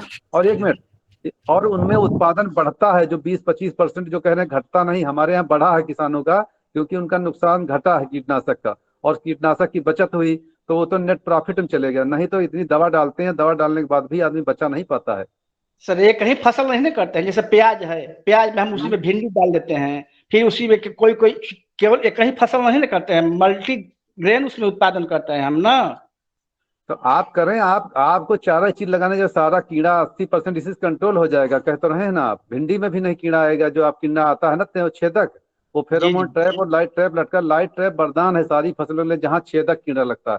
और नीली पीली पन्नी जो लगती है, वो जो व्हाइट फ्लाई और थ्रिप्स जो मोजैक बीमारी फैलाता है, चाहे कद्दू है, लौकी है, तुरई है, और ये बैंगन है, टमाटर, सब में फैलता है ना। और उसका बहुत कोई कारगर इलाज है नहीं, फिर वो कीटनाशी डालता है, वो उससे भी रुकता नहीं। उसके लिए वही दूध और हींग वाला बिल्कुल सटीक फार्मूला है, 2 बार स्प्रे कर दें, 1 लीटर में 100 ml दूध मिलावें और उसको स्प्रे कर दें, 8 दिन बाद फिर स्प्रे कर दें। 1 लीटर दूध में हींग कितना? 100 ml और मिला के स्प्रे कराओ, देखा 2 बार में रिजल्ट आ जाता है। 15 दिन बाद उसमें नई पत्तियां निकलने लगती है। बाकी दवा से कोई कंट्रोल है, मैं किसान खूब कर रहा है मेरे यहाँ। 1 लीटर दूध हुआ, उसमें 100 ग्राम हींग डाल देंगे, कितने 1 लीटर पानी, 1 लीटर पानी, अच्छा, उसमें 100 ml दूध, और अच्छा, 1 ग्राम थोड़ा उसमें गर्म पानी में घोल लें हींग, और उसको मिला लें, और फिर देखो आप रिजल्ट इसका। बिल्कुल मतलब देसी इंडिजिनस टेक्नोलॉजी लोग यूज कर रहे थे। हमारे यहाँ कोई किसान बताया, मैं उस किसानों को बताया, एक साइंटिस्ट मेरे साथ पंतनगर, वो बताया था, कहा कि सर सिंपल। तो कैसे छीटेंगे? 1 लीटर जब तैयार हुआ हमारा उत्पाद, उसकी कितने टंकी, कितने इसका कैसे करेंगे? अरे भाई, आप 1 टंकी में डालना है तो आप 1 लीटर डाल लें, एक मतलब 10% का है इसमें, बस सीधा सा फार्मूला है। 1 लीटर टंकी में ये तैयार होगा? हाँ, 1 लीटर जो उत्पाद तैयार होगा 1 टंकी के लिए? एक एक टंकी अगर पानी छिड़कना है उसमें 1 जी लीटर दूध मिला लें बस, मतलब 10% का है। अगर 1 लीटर पानी, 1 लीटर हमको घोल बनाना तो उसमें 100 ml मिला लें अच्छा अच्छा बस। इसको डाल देखो, इसमें क्या है, आपका पैसा नहीं लगा, आपके घर का है। जी ठीक है जी धन्यवाद। और कुमार भवन जी और डॉक्टर विनय जी, अब मैं दिनेश जी सेमवाल जी को सादर आमंत्रित करता हूँ कि वो आए और आज का सेशन समापन की ओर ले जाए। जी आदरणीय धन्यवाद। असल में मेरी आवाज वापस आ रही है, अब सही आ रही होगी। वास्तव में ये जो चर्चा है ये बहुत अच्छी ट्रैक पे जा रही है, और हमारी लड़ाई, सबसे बड़ी लड़ाई तो हम फसलों को पोषण तो किसान दे रहे हैं, लेकिन लड़ाई वही है कि हम कीटों से कैसे बचाएं। क्योंकि हम जहां भी देखेंगे और जो भी चर्चा करेंगे, भोजन से डॉक्टर्स के पास भी जाएंगे, डॉक्टर भी बीमार हैं। और डॉक्टर्स बीमार हैं तो क्यों हैं? क्योंकि वो जो खाना खा रहे हैं उसमें ऐसे तत्व पा रहे हैं जिससे उन्हें भी पता नहीं चल रहा कि क्या हो रहा है। तो दूसरी बात ये है कि बहुत अच्छी जानकारी हमारे मुख्य अतिथि जी ने दी है कि आप अलग अलग तकनीक, सीबीआर टेक्निक यूज कर रहे हैं। लेकिन आप हमने अपने खेतों के माहौल को, और मैंने अपना खेत अच्छा कर दिया, तो आप पड़ोसियों के खेतों के माहौल को देखिए। कीटों का इतना बड़ा प्रकोप बढ़ा है, और ये बढ़ा है कीटनाशकों के प्रयोग से ही। हम जितने कीटनाशक डाल रहे हैं, हर साल कीट दूसरे कीट और स्ट्रोंग और मजबूती के साथ आगे बढ़ रहे हैं। ऐसे में बात वास्तव में आती है कि हम जो इनको यांत्रिक विधि से इन कीटों को दूर रखें, ये एक बहुत बड़ा उपाय है। और इससे फायदा ये है, एक तो खर्चा नहीं है, दूसरा हम जहर नहीं डाल रहे हैं अपने खेतों में। और अगर जहर नहीं डाल रहे हैं तो हमारी फसलें स्वस्थ, और हम भी स्वस्थ हो रहे हैं फसलों के माध्यम से। और ये चर्चा अलग अलग माध्यमों से, अलग अलग किसानों से निकल के यही आ रही है कि जब हम स्वस्थ होंगे तभी हम अपनी धरती के स्वास्थ्य के प्रति भी आगे की कार्यवाही करेंगे। आगे की कार्यवाही हमने अपनी धरती को, उसकी पारिस्थितिकी को, उसको इकोलॉजी को और स्वस्थ करना है। तो जो डॉक्टर विनय कुमार सर और आज के हमारे मुख्य अतिथि जी के बीच वार्ता हुई, तो उसमें यही बात निकल के आती है कि हम सभी तरह की तकनीकें अपनाएं जो प्राकृतिक रूप से हम अपना रहे हैं। कोई इसमें गुरेज नहीं है। हाँ, ये जो ट्रैप्स की बात है, ट्रैप्स मतलब है इन कीटों को ट्रैप करने का, पकड़ने का ये विधि है। और आदरणीय रावत जी भी बीच में, उनकी वार्ता भी रही। मैं उनका लगभग पड़ोसी हूँ और मैंने देखा है कि, उनको भी कार्य करते हुए। तो ये जो लाइट ट्रैप है, फेरोमोन ट्रैप है, ये एक ऐसा सब्जेक्ट है कि हम जैसे गार्ड पर, अपने गेट पर हमने गार्ड रखा हुआ है, संतरी रखा हुआ कि अंदर वही जाएगा जो काम का हुआ, नहीं तो नहीं जाएगा। और अंदर की हमारी जो खेती है उसमें सभी विधि हम अपनाएं और अच्छा उत्पादन करें, स्वस्थ उत्पादन करें। इसी तरह की मुझे आज अनुभूति होती है आज की वार्ता से, और ये वार्ता आगे भी जारी रहेगी। और ऐसे किसानों को जोड़ना भी जरूरी है जो पोषण और खासकर फसल सुरक्षा से लेकर के चिंतित हैं। क्योंकि किसान भारी भरकम कार्य तो कर रहे हैं, करते हैं, लेकिन किसानों पे हम सभी का जीवन टिका हुआ है। अगर किसान नहीं है तो हम अपना जीवन भी सोचना भी हमारे लिए कठिन है।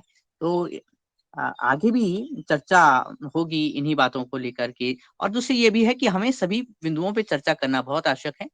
हाँ, अपनी सुरक्षा, अपनी फसलों की सुरक्षा भी बहुत आवश्यक है। तो आज के योग शिक्षक जी ने बहुत सुंदर योग कराया, आज के मुख्य अतिथि जी ने बहुत अच्छी बातें बताई हैं, साथ में उनके साथ वार्तालाप हुई। उन सभी महान भावों को भी बहुत बहुत धन्यवाद। और हम आगे बढ़ते हैं और निरंतर इस कड़ी में हम जुड़ेंगे अन्य किसानों के साथ जो विभिन्न तरह के अलग अलग प्रयोग कर रहे हैं, जिनसे हम प्रेरणा पा रहे हैं, जिनसे हम पोषण पा रहे हैं। और इसी क्रम में सभी संस्थाओं के जो महानुभाव सदस्य जुड़े हुए थे, पतंजलि उसकी शाखाएं उपशाखाओं से सदस्य जुड़े हुए थे, और राजश्री कुशवाहा जी, भगवान दास कुशवाहा जी, भुवनेश्वर राय जी, भूपेंद्र शास्त्री जी, बने सिंह बाजर जी, गजानन बाजर जी, अच्छा बने सिंह, आदरणीय बने सिंह जी, गजानन बाजर जी, कल्पना जी, कृष्ण कुमार जी, कुमार बबन जी, आदरणीय हमारे आज के मुख्य अतिथि जी मणिपाल जी, और ML गौर जी, नीलकंठ साबले जी, आपकी आवाज हम जल्दी सुनना चाहेंगे, काफी दिन से आवाज नहीं सुनी है। ओंकार नाथ जी, आदरणीय पवन कुमार सर जी, हमारे PFSP से जुड़े हुए आदरणीय सभी सदस्य, और आदरणीय गुरु जी रमेश चंद मेहरा जी, रूप सिंह राजपूत जी, रोमीराम जायसवाल जी, शरद वर्मा जी, और आदरणीय वैशाली जी, और डॉक्टर विनय कुमार जी, और रघुवीर सिंह रावत जी हमारी, और साथ में आदरणीय मुन्नीलाल भाई साहब जी, और रंजना बहन जी, आप सभी आदरणीयों का, महानुभावों का बहुत बहुत धन्यवाद। और हम अगली कड़ी में मिलते हैं, तब तक के लिए अभिवादन, नमस्कार। रंजना जी को बुला लें, रंजना जी को आमंत्रित कर लें। आदरणीय रंजना बहन जी, आप अपने वचन बोलें जी। चीफ गेस्ट महोदय का और उनका आभार ज्ञापित कर दें। जी, आज रंजना बहन जी ने हमारे मुख्य अतिथि को बुलाया, योग शिक्षक जी को बुलाया, तो आप मुख्य अतिथि जी का और सभी का धन्यवाद करें। आदरणीय रंजना बहन जी। बहुत बहुत धन्यवाद आदरणीय दिनेश भाई साहब। और आज के हमारे योग शिक्षक आदरणीय श्री मुकेश जी, उनका भी मैं धन्यवाद, बहुत सुंदर उन्होंने क्लास ली, उनका भी मैं आभार व्यक्त करती हूँ। और आज के हमारे मुख्य अतिथि आदरणीय मीनपाल जी, बहुत सुंदर चर्चा चली, बहुत सुंदर आपने आज मार्गदर्शन इस हमारे पतंजलि योगाहार कार्यक्रम में दिया, आपका बहुत बहुत धन्यवाद और आभार। इसी तरह आप जुड़े रहिए इस योगाहार कार्यक्रम में। और भी कई आपके यहाँ पर कोई किसान जैविक खेती कर रहे हैं, उनको भी आप में अवश्य बताइए। और ये बहुत सुंदर कार्यक्रम पिछले 2 साल से चल रहा है, 1-1.5 साल हो गया, अभी 2 मई में पूरे 2 साल हो जाएंगे। बहुत सुंदर कार्यक्रम है। और